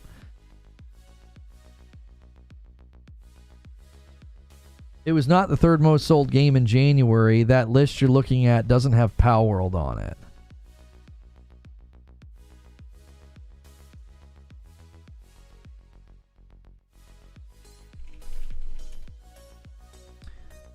Palworld released on January the 19th. Yeah, why is Palworld not on that list?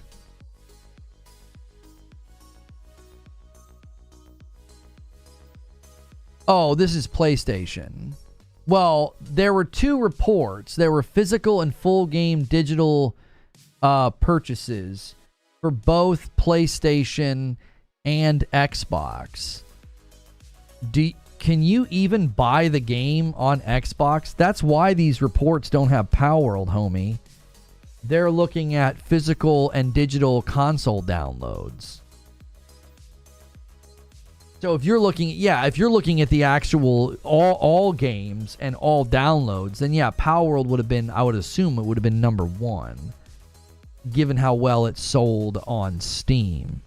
But the reports we were looking at it was the third most sold game on consoles, because there's no way Palworld charted on Xbox for purchases. Everybody was probably just playing it on Game Pass. Early access may not have counted. Palworld was on the list. It should be number 1. Okay, but what you're saying has no bearing on the discussion, because that would just bump everything down by 1. Who cares? That still would have Kill the Justice League in the top 5. It would be in 4th place at that point. It would still be in the top 5 games sold in January, regardless of Palworld taking the number 1 spot. You would say this game, and again, it didn't have a lot of competition. It also, Kill the Justice League didn't even launch in January. It launched on February the 2nd. So we would want to see where it moves in rank in February, because it's probably going to drop. But by how much would be the question. Tyler Wynn, welcome back. If you guys are paying for your own membership, Tyler, I'm not sure if you are or not. You may just be celebrating a gifted. Make sure you guys have bumped up to the $6 member tier. $5 tier is now reserved for gifteds, which, by the way, every 25 I give 5 back, and you guys crushed it on Friday night. I gave you the stream anyway. We were like 35 members short of 3,000, and you guys turned out in force on Friday night, and you got us well past 3,000. Currently, we are sitting at 2924, and we could set a goal for 3,500. I cannot do a Friday night stream this week. I am having to take Friday night off this week. So what we could do is we could set a goal for 3,500 before the end of February, and then we could do something on the 8th of March. I think we were talking about maybe doing a Helldivers stream where a creature has to show up for 3,500.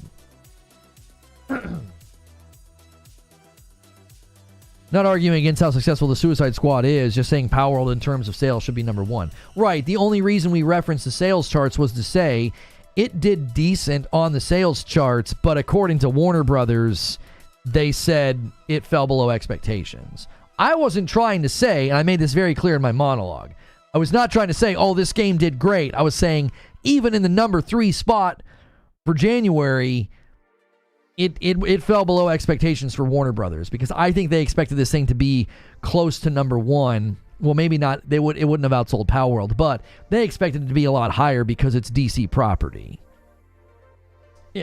They expect their property to do well, and they said they're looking at a tough year with year-on-year comparisons, but it's like you were always going to be behind last year if you're doing year-on-year comparisons. You launched Mortal Kombat 1 and Hogwarts Legacy last year. Kill the Justice League was never going to stand a chance to sell as much as those two titles combined. It was never going to stand a chance against Hogwarts. Early access doesn't equal sales.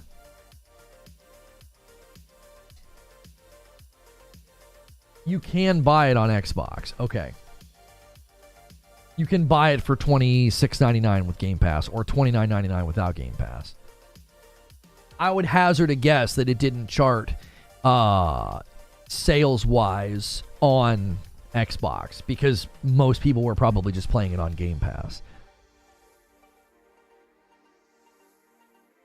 You can't even trade it to GameStop. It's not eligible. You can't trade Kill the Justice League in? What do you mean? They won't let you trade it in? How can we see Steam refunds? Oh, I forget. You can check that, can't you? I thought you could go and check where it is. You can check when the good and bad reviews came in. You can get like a chart. I thought there was also a chart you could find somewhere that showed refunds. Or it's not refund request. Isn't it help ticket requests? And people assume that most of them are refunds if they show up in the first 48 hours. Unless, of course, that people are filling out help tickets because they have genuine problems. But the vast majority of Steam users submitting tickets within the launch week of a game are probably submitting the refund request ticket. On the website, it says not eligible for trade-in. Is that normal? Do they have windows of time when a game's not eligible? Or do they pick some games and just say, no, they're not eligible? I've not traded in a game in a really long time, so I'm unfamiliar with how it works. Is that abnormal to be like, no, yeah, it's not eligible? You would think that they would want to do trade-in on it, because they could give you, peanuts, $20, $15. They could turn around and sell it for $30 or $40, and people would come in and probably buy it for that much. It's $33 for Kill the Justice League. It can be traded in. Yeah, I was like, you'd think that they would want to let people trade it in. There's probably demand for used copies of that game because a lot of people don't think it's worth the full ticket price, the full retail price. Yeah, you would think they would still trade it in, even if for a small amount of money. Hey, somebody else ordered some coffee. Thank you so much, Rygen, for ordering 3 bags of dark roast. I appreciate it very, very much.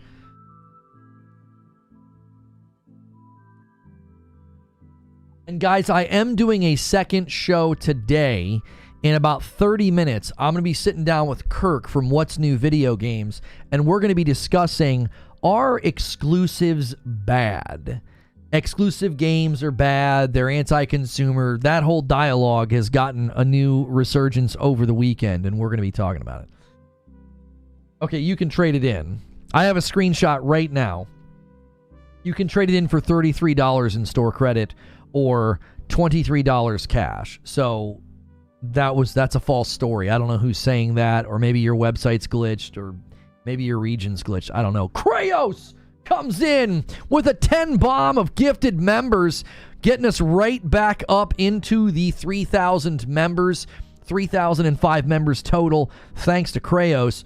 If you guys can get to 3,500 members before the end of February, Creature has to join me on a Friday night stream, and that'll be next week. So if you guys want to push hard this week to try to hit that goal, that'd be an amazing end to February. You were looking at the deluxe. Oh, you were looking at the deluxe. Yeah, sometimes they don't offer trade-in on that because you can't trade all of the stuff. I don't think they can resell some of the stuff that you get, right? Because doesn't the deluxe just come with digital codes that then you could then download that then they could not resell? They would only be able to give you the trade-in on the... They would probably let you trade in your deluxe for the 33, but they just wouldn't pay you any extra because they can't utilize any of the stuff because the codes are usually redeemed. That would be my assumption on what they're doing. Creature did not agree to this. That was last month. That was not last month. That was last week. Did you just wake up from a coma? That was last week. We're still in February. There's 3 or 4 days left in the month. What are you talking about? Alejandro with a 10 spot says, would you recommend getting Kill the Justice League when all the post-launch content comes out? It seems at the moment when you beat the main campaign, side missions aren't very special or worth doing.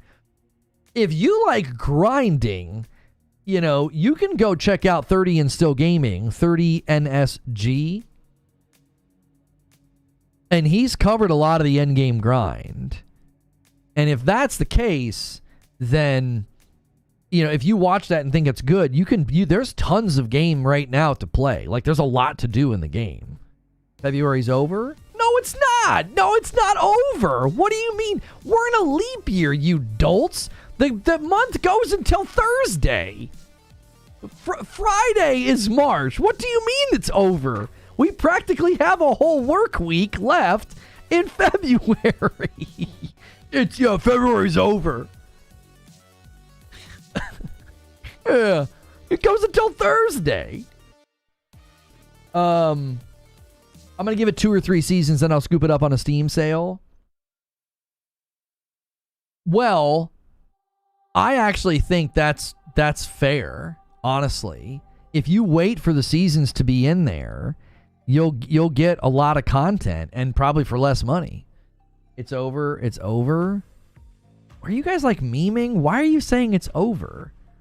Just last week, we got incredibly close to the goal by Thursday. What are you talking about? Don't do this reverse psychology thing. It's unbecoming, okay? They have until Thursday to hit 3,500. I'm not entertaining this nonsense of like trying to act like it's over and there's no chance. No, stop it. That's enough. As of today, my wish list on Xbox has been completely deleted. Yeah, I don't know why. The people are reporting that like Xbox is clearing out people's wish lists. I don't understand it. But how would that even happen and why? The game needs a fix so that the loading Metropolis isn't a dead end to gameplay anymore. Before the update, we didn't have to deal with it. I enjoyed the game before this problem came up. Wait, what problem is this? A dead end to gameplay? Loading Metropolis? What's this bug he's describing? Y'all using the Mayan calendar? No, they're being ornery.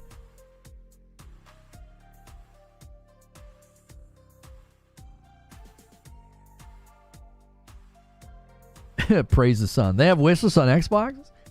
Yeah, I've wishlisted a couple games on there, and then I get emails when they go on sale or whatever. All right, we're going to spend the last 30 minutes doing a members-only gaming Ask Me Anything. We do this as a way to let you kind of sample what members-only content is like. So right now, only members can chat. We only do this for 30 minutes. This is a great time to gift members. This is a great time to become a member. We are 10 away from the goal, and then I'll give 5. We'll pull some people in. Then we're going to go hang out with Kirk from What's New Video Games, and we're going to discuss our exclusive games or console exclusive games. Are they anti-consumer? Are they bad? But right now, you guys can ask me any gaming-related questions. We can sort of leave the subject behind unless you've got questions about Suicide Squad Kill the Justice League. I feel like we did the topic justice, asking, was I wrong? Does the game have a shot? I made my criticisms of where I feel like the game fell short, and, we'll see. We'll see if they can turn things around with the seasonal content. Don't they have to have games in order for people to wish list them? Oh, that's mean. Stop. Come on, man. There's no reason to be unkind. They have games. They have a couple. It's like when you do a few missions and you try to proceed, instead of it saying I'm ready, it will continue to say loading Metropolis and it won't stop until you quit. You then have to start over. So they've literally instituted a bug into the game. So did Matt Piscatella respond to me or Wooly? Oh, he says, hi. My opinion is that the industry has done a great job encouraging the idea with consumers that exclusives are great for them. And it sure has. He says, Wooly says, now respond to Reforge's point, because all you've done here is repeat yourself without any acknowledgement of all the substantial benefits of developers exclusivity brings. Matt says, of course exclusives have benefits to devs, manufacturers, and pubs, but games aren't better just because they're exclusive. If that were the case, more exclusives would be great. It's about the time, money, and talent invested. Associated benefits of exclusivity here go to the companies. Wooly says, don't get me wrong, there's a specific demographic of lunatic fanboys who value exclusives solely for bragging rights because they're exclusive, so I hear you. But there are a lot who don't. They value exclusives because they are curated specifically for the hardware. Matt says, but there are also many multi-platform games that shine just as brightly. The exclusivity isn't what makes some games great, it's the allocation of talent and resources. Exclusivity can make that easier or cheaper in some cases, but that's to the company's benefit.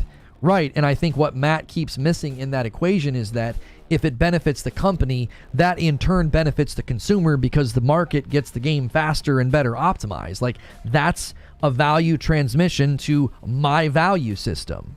My value system says if the game can come to market faster and better optimized, I want that more than I want the game to be everywhere, because I know if the game goes everywhere, it comes to market slower and often with more problems and more compromises.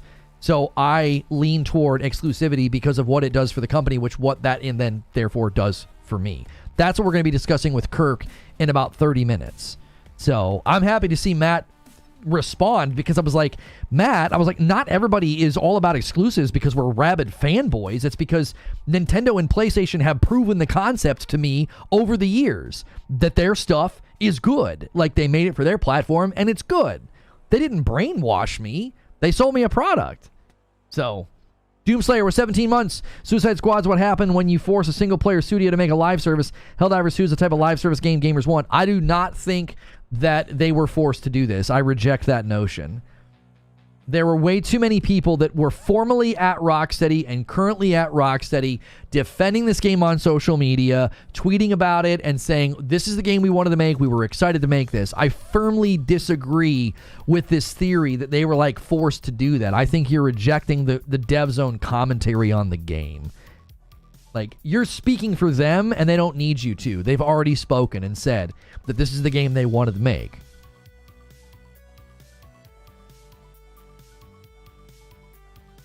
85-degree weather doesn't happen here in February, thus February must be over. Don't believe the calendar manufacturers. They have incentives to ensure their calendars are accurate. Shut up, Eugene. Marcus says, do you think Borderlands 4 comes out this year with all the hoopla about the movie? No, they'll announce Borderlands 4.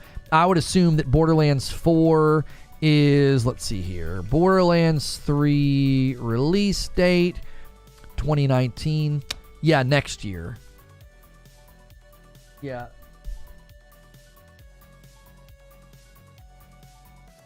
Luke Stevens covered it in a great video. I wasn't aware either. Apparently there's a bunch of new bugs after the update.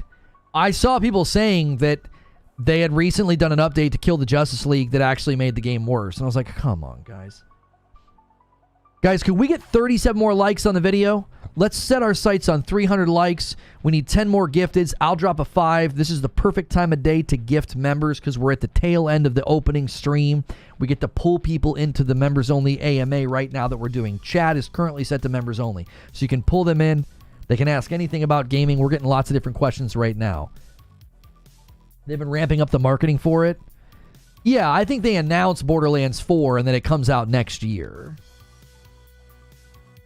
Yeah, No Rest for the Wicked looks wild. It looks really fun, like way more Souls-like than I expected. So, I am really enjoying Death's Door. Sometimes I sit down and I only have like 45 minutes or an hour to game, and I don't want to try to like get in the Discord, ping people, and do some Helldivers. Like, I'm still loving Helldivers, but sometimes I'm like, yeah, I just want to play something else right now. And I've been working my way through Death's Door. Because I feel like I missed out on that title. That was a backlog title that I can kind of piecemeal. That game is fantastic. It is such a good game. Just absolutely loving it. The combat just feels tight. It feels good. Like when you fail and you die, like you know why. You got greedy, you made a mistake. The only thing that I wish I could have improved a little bit on was the targeting. You just swing past the enemy and you'll fall into the water, or you'll just completely miss and then you'll get hit.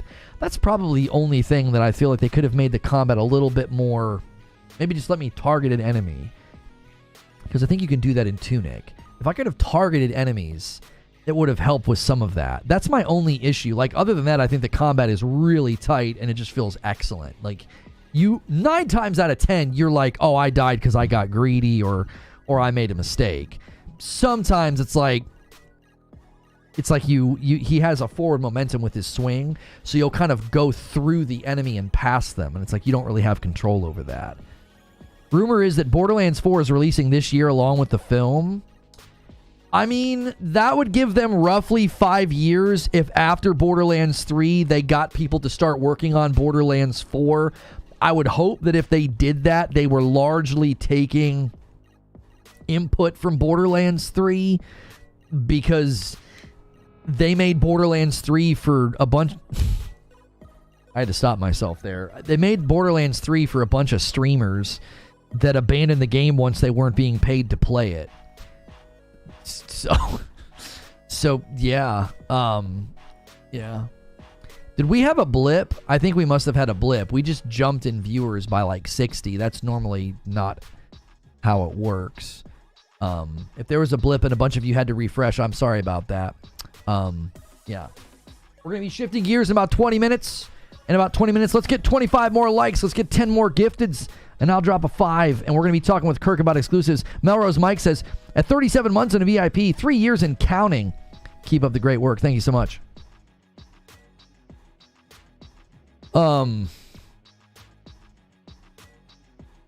Please do not have...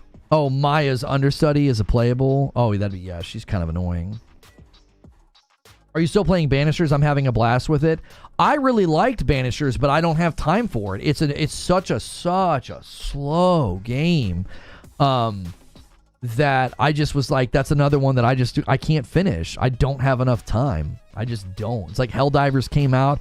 I've put close to 40 hours into Helldivers.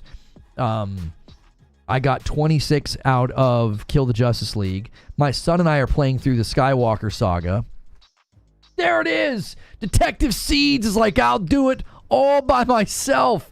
And he lands the plane. 25 out of 25. Thank you so much, Detective Seeds. We're dropping 10 members on the chat. I owe you guys 5. If you guys get a bunch of gifteds right now, that means that you can come in to the chat right now, and we're doing a gaming AMA. So welcome as a member. You get to sample members-only content, and the members-only Discord you get access to for an entire month. So welcome on in. Banishers was great. Yeah, I did a review with Kirk, and I feel like it was a good game. I feel like for the studio size, it was very quality. It was very creative. There were some issues I had with performance. It felt like there was some memory leaking going on the longer you play. And there it is, Alejandro is the Agents of Chaos, and he pushes us past 25. You guys are always maniacs, waiting. You guys always wait, and then you start dogpiling onto the end. And Predator does one too, but you missed Agents of Chaos by a few seconds. 27 members on the day. Thank you so much, you two. Good to see you, Detective Seeds. Why pick up Banishers for your birthday? I would like to see them do some patches to make the performance smoother. Like I said, there was a memory leak or something. The longer I played, the game would get really bad. And if I restarted it, then it smoothed out. A lot of frame issues. I would get hitches and frame drops and frame stutters in combat, which would be kind of frustrating because sometimes the combat's like really, it's tough. You can get taken to the cleaners by the enemies. So... what is something that I would like to see added in Helldivers 2? Obviously, new planets, biomes, and enemies, I think would be great. That I think if you did that, then you could add a new arsenal of weapons that would be required for those enemies. Brand new stratagems that would be required for those enemies. I think that'd be great. I would love to see them do raid-style content where... instead of just dropping you on a planet and it's way harder and there's tons of enemies and it's insane, and if you've seen the extreme footage and the harder difficulty footage, I think that's all well and good.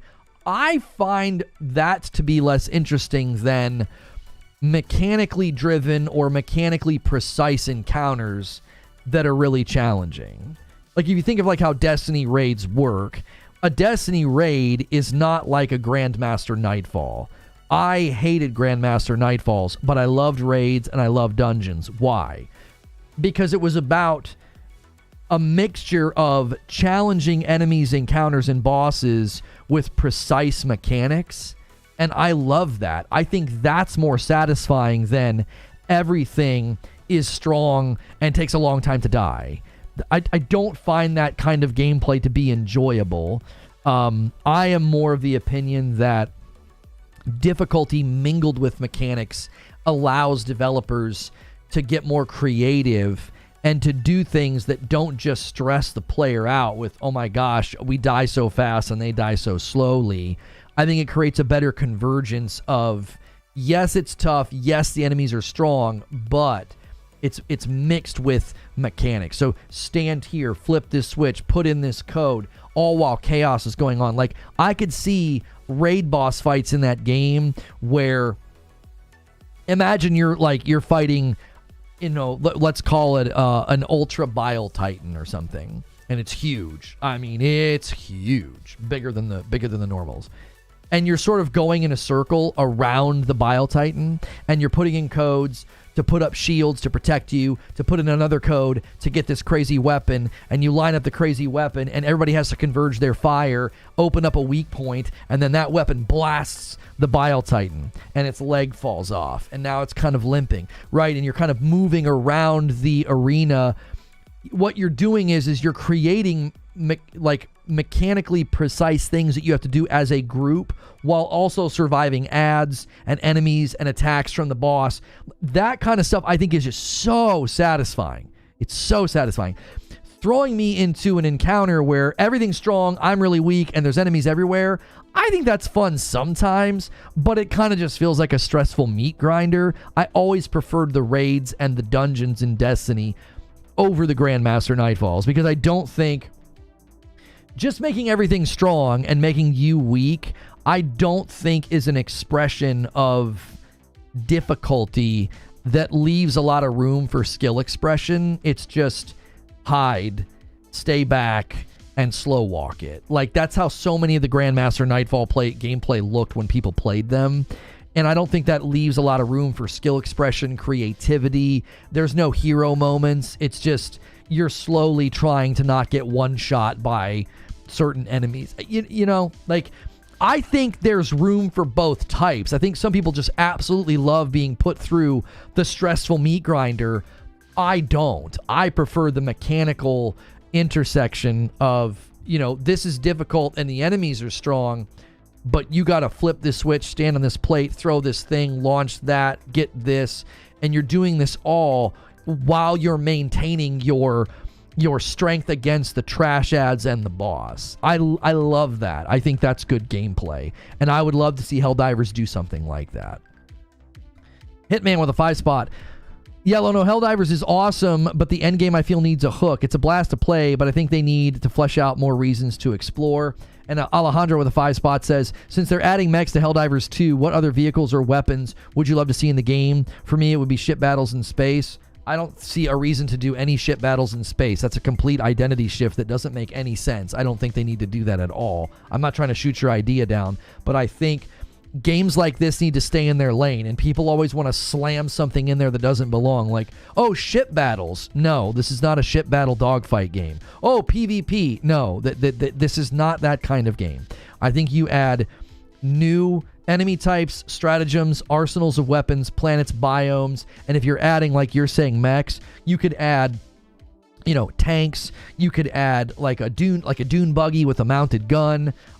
You could add motorcycles. You could add almost like speeders that hover over the ground. There's a lot they could do. It'd be really fun for them to add something that you're almost like a speeder that you're riding, and then you jump off of it and it's like it turns into a rocket and like heads towards something and it blows up. Like that would be right in line with the idiocy of the game, because you're like, nah, and you just drive it into something, or you can try and jump off. That would be fun. And I think vehicles could allow them to add some of that difficulty and some of that mechanical precision of, hey, you get on the dune buggy, you go all the way around to the other side of this fight, and you got to flip that switch, and we're going to stay over here. Like, that could allow them to really create those tension points where you as the player are trying to manage it all, and then you feel really satisfied when you beat it. Definitely no PvP. It would still be PvE just for supplies against whatever enemy they make. I don't know. People always wanted ship battles in Destiny, and I just don't know why. Like, when you make a game that appeals to a certain player type, this is appealing to people who like shooters. It's a third person knock around fun, throw back some beers with your buddies video game. And to suddenly have ship battles, I would really worry that the development time that would go into ship battles would be a complete and utter waste, because the lion's share of the community would be like, I don't want to do ship battles. I want to be on boots on the ground throwing stratagems. I want to be, shooting my gun and dropping a barrage or a turret. It's just such a shift. I don't think that the development time would look like a waste. It'd be like, well, the player base isn't even engaging with this content. At least not in large numbers. It's too much of a giant pivot. Flip it around, right, Alejandro? Flip it around. Imagine games that are all about ship battles and dogfights suddenly having boots on the ground missions. The dev time that would go into that would also, I think, feel wasted, because the people that kind of clamor to the dogfight ship battle games would be like, why are we doing boots on the ground? Like, I think it would be like confusing to them. Like, this is such a shift. I don't have any interest in this. You kind of want to stay. The reason Helldivers 2 is so good is because they pick the lane and they just stay in it. It's just this goofy, silly, explosive third-person shooter. Like, it's not trying to be a bunch of different things. It really isn't. And I think that's part of the key to its success.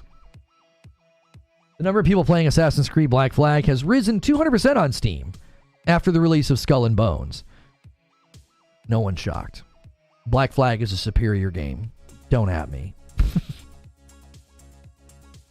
Nobody wants to be a boat, Kirk. I know you're probably lurking in chat. He and I are doing a show in 10 minutes. Nobody wants to be a boat, Kirk.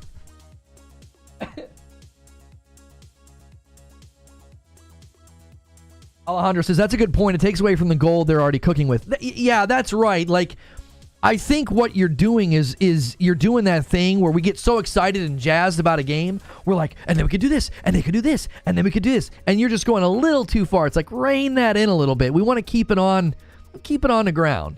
That's where the magic's happening with Helldivers.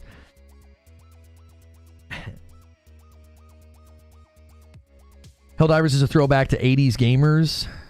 My dad does. He won't stop talking about it. Really frustrating. Wait, what's your dad doing, Lomo? What's he playing? I wonder how Helldivers 2 would become once they add vehicles in the game. I spent 55 hours as a boat. There he is. I knew you were in chat, Kirk. I knew it. He's like, I spent 55 hours as a boat. I'm happy for you. That's awesome.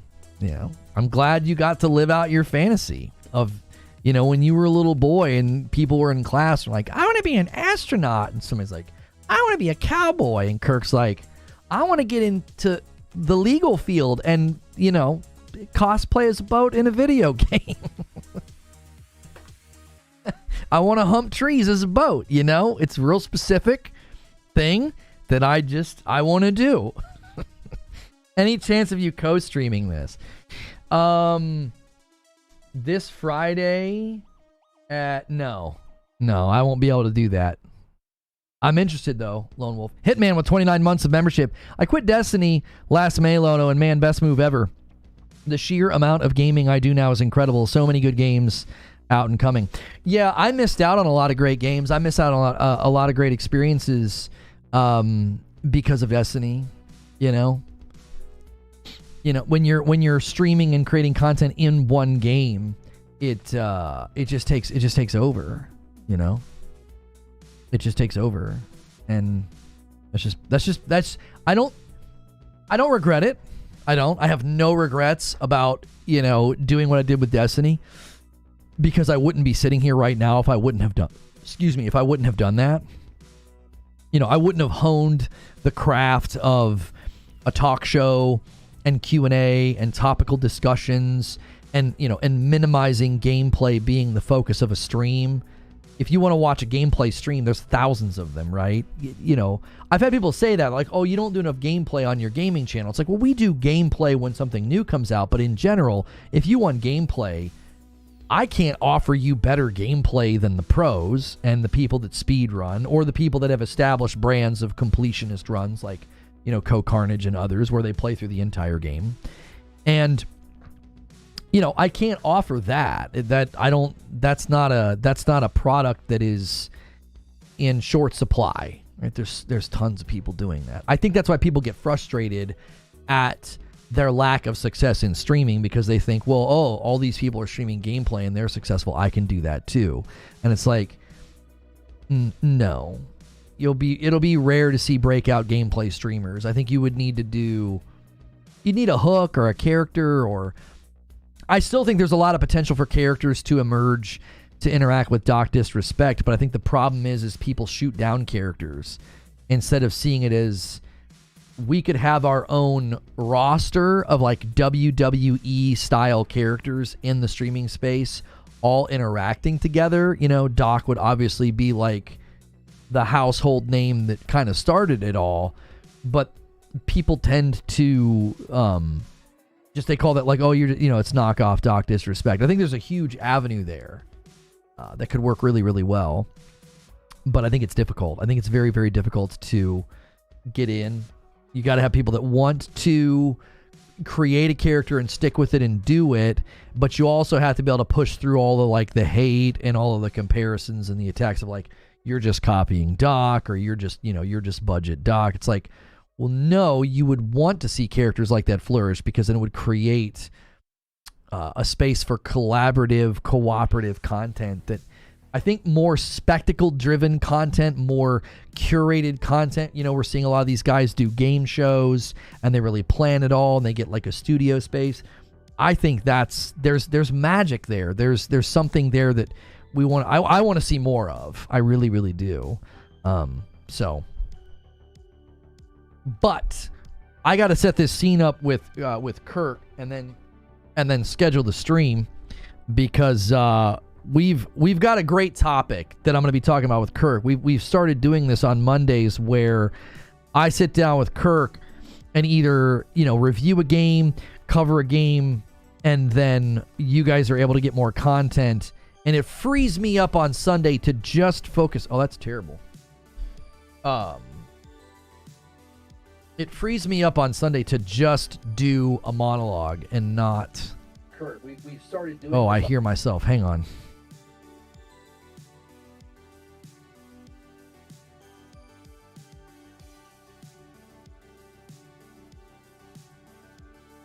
A sound? Right.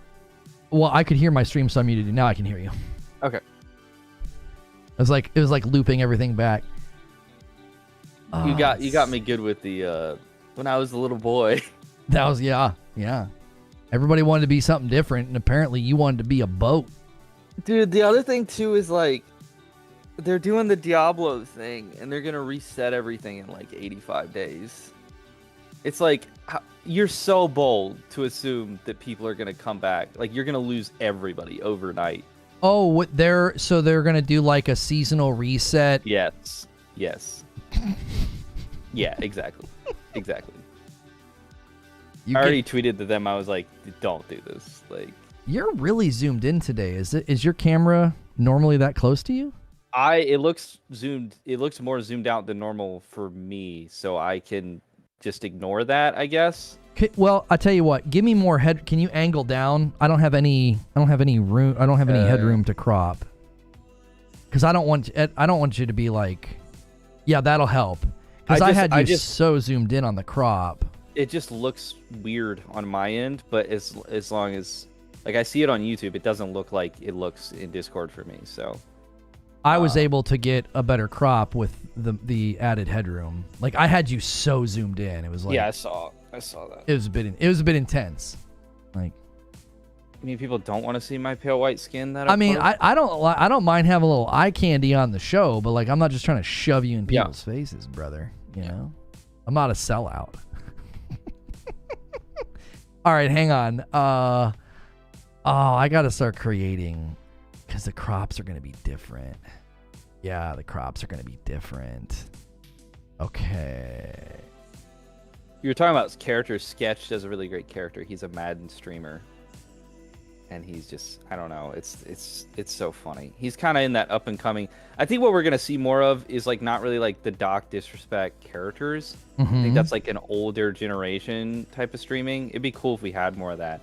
But now it's like the young guys like Sketch and Jinxie, who they're not really a character. They're just kind of like a hyperbolic, over charismatic version of themselves, and I think that people find that like really entertaining, especially Jinxie.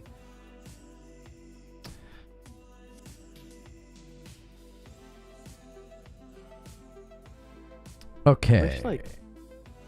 It's just like not centered, but whatever.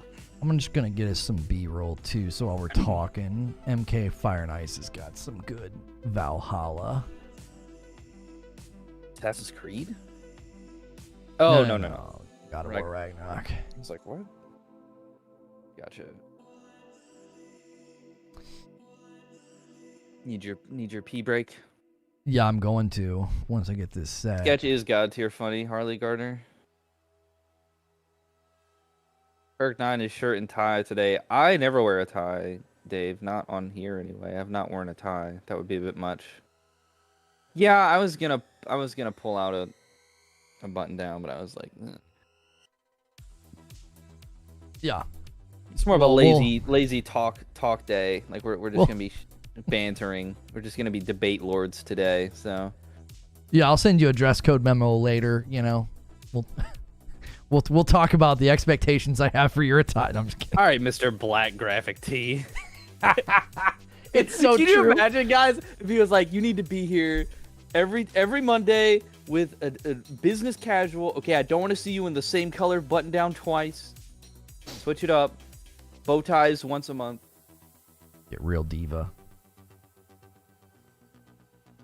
Okay.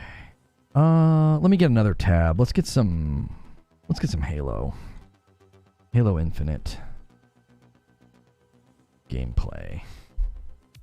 I just want some gameplay to show, because we're talking exclusives. Chat stopped moving for me. I don't know if I need to reload it.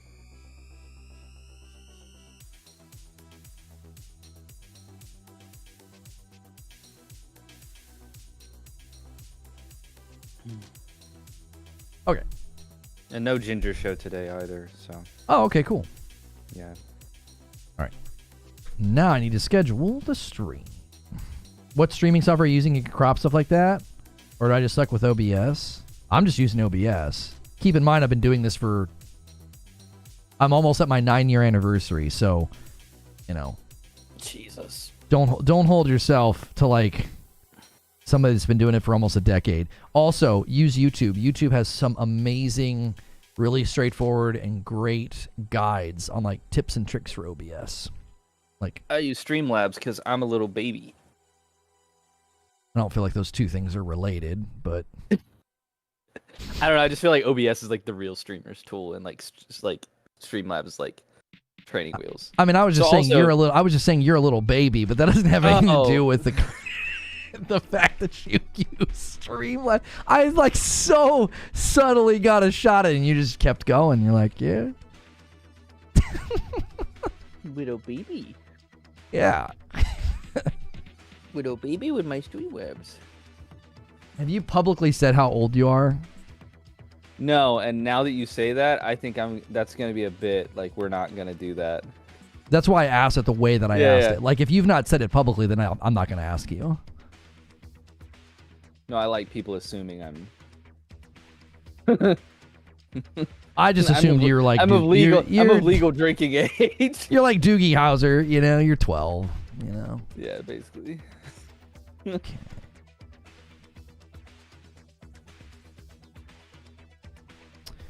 All right, let me set up redirect. Exclusives are bad, and I got a picture of Kratos and Master Chief on the thumbnail. And I got some tweets and things that I'll read during the stream. There's some conversations and some input online. Folks weighing in.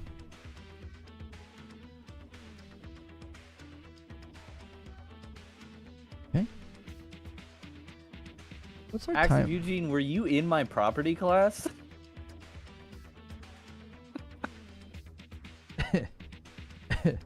Jesus Christ. He wore button-downs and khakis to class, I can tell.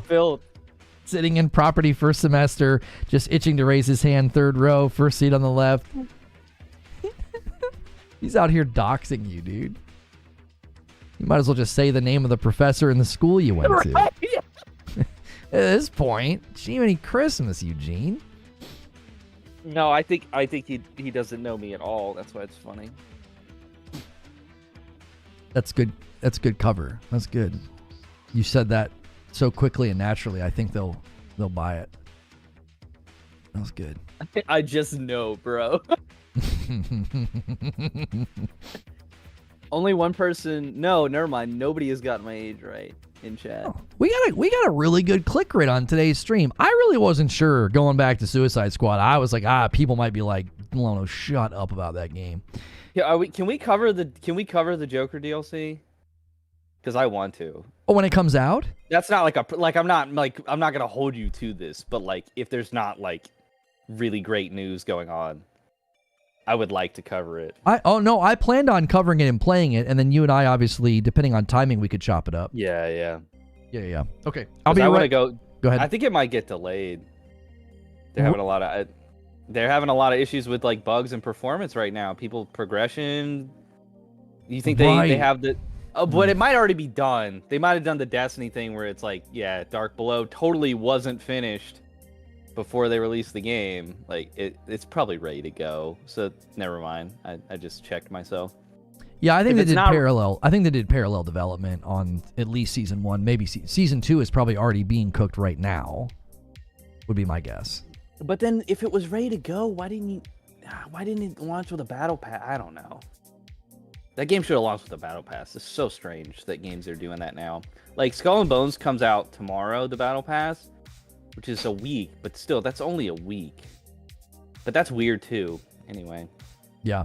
Okay, I'll be right back, guys. You can talk to Kirk, and then we will switch streams. We will redirect. Make sure when we go to the new stream, you guys smash the like button, do all the things, get us to 300 likes. How nobody's got my age right yet? Like, there's so many guesses. Okay, so I'm seeing 27, 32, 31. That's interesting. 30. You're 30. You are 35. Dave, I do eat Chick-fil-A every Monday because it's easy to eat before I get on the show. I do not eat Chick-fil-A every day, just on Monday before this. Because I don't feel like, I don't know, making food when I'm gonna go on this in like an hour.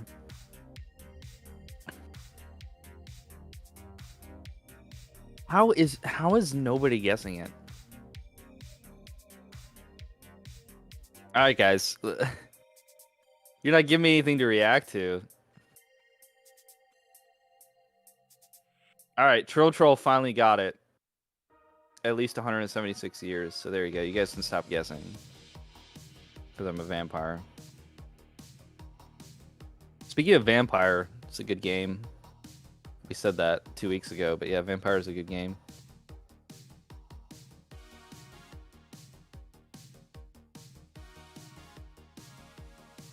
So how are you guys liking Skull and Bones, huh? Did you guys all go out and play that 8-hour trial after I came on and told you it was not as bad as people said? Because I've played like 50 hours. Having a grand old time. Do I also have the wrong opinion about Suicide Squad? I didn't watch Lono's segment, honestly, so I don't know. I assume he was saying that he thought it had good foundation, and then the headline was I wrong? So he's saying maybe it doesn't have a good foundation. So I don't know which opinion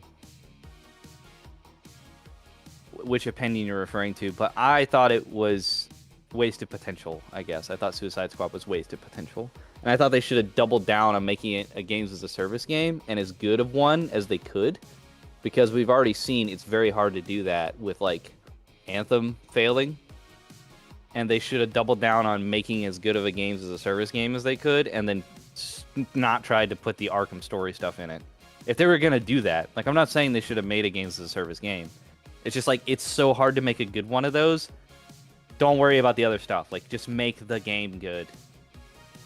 People are already going to hate that it's not an Arkham game. Jake is reading me for filth right now. I hate you. I was hoping nobody would notice. Kirk, Skull and Bones, honest opinion for it. Marquez? Sorry if I'm not saying that right. We did an hour where... That's on the channel. If you just type in Skull and Bone Reforge on YouTube, you'll find it. We did an hour where Lono was grilling me about liking Skull and Bones, and I talked about it being kind of good for an hour. So yeah, I think it's not as good as it should have been, but I'm also glad that it's out, and I played it for 50 hours. Like, it's all I played in the past week, and I like it, and I'm gonna play the first season, and then I might not ever play it again. So it's got me for the next 3 months on and off, and then that's probably it. And I think I just was hyped for the launch. And also, you can't get into Helldivers. I haven't played Helldivers yet. Like, it came out at a terrible time for me. I was doing a bunch of different reviews. I was reviewing Pacific Drive, Inclinati, Banishers. Oh my gosh. Ultros. A ton of games at one time I was reviewing. Probably the most I'll review at one time this year. Sorcerer 07, I feel like a lot of people played the beginning of Skull and Bones that didn't like it. Okay. Because the beginning is bad. Troll, I'm sorry you don't have dreams about being a boat. I get to live my dreams. I hope you do too. Trill probably just dreams of being a car. They were asking me if I also have the wrong opinion about Suicide Squad. Is that it has a good foundation, or... Yeah, they don't appreciate not all of them, but a lot of them don't appreciate my thoughts on the game. They think, I don't have that opinion. I think that they should have doubled down. I was telling them that they should have doubled down on the games as a service and making that good, not going the way of Anthem, which it inevitably will, because it's so hard to make that type of game. Like, you can't make that type of game, and we're gonna do our signature story. Yeah, okay, BioWare. Like, you can't do that. Like, you have to make your games as a service good, and that takes every ounce of effort that you can possibly put in to make your game not suck if you're doing that type of game. And they were like, no, we can do that and make it like Arkham. And it's like, no, you can't. Everybody's already going to hate you because it's not Arkham. Just make it a good looter shooter. And they didn't double down on that, fortunately.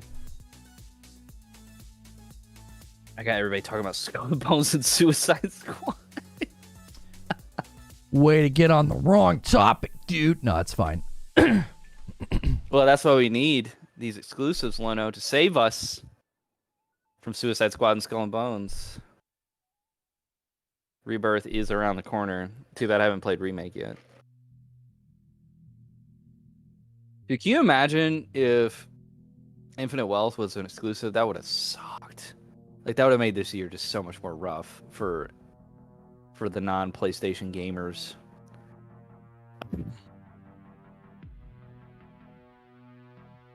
I guess I'll repost that.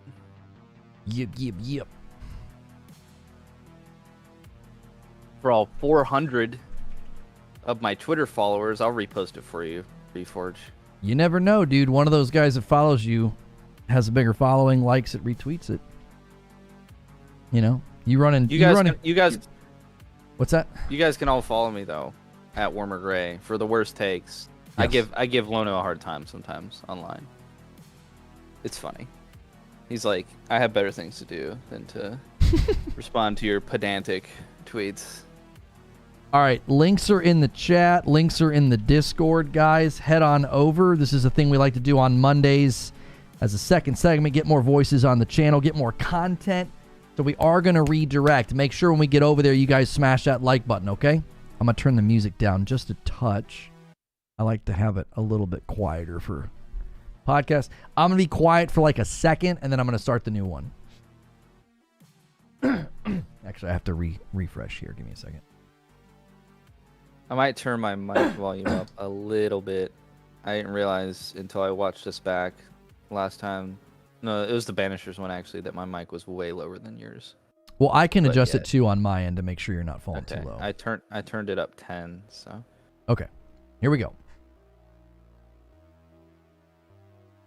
Thanks so much for checking out a weekly segment where I sit down with Kirk, and today we're not taking on a game or review. We're asking the question, are exclusive games, console exclusives, are they anti-consumer? Are they bad? This is a growing sentiment. This conversation seems to come back up every now and again, but really getting traction with the current move and the rapid announcement to have 4 Xbox games landing on rival consoles. If you missed that last week, we covered it.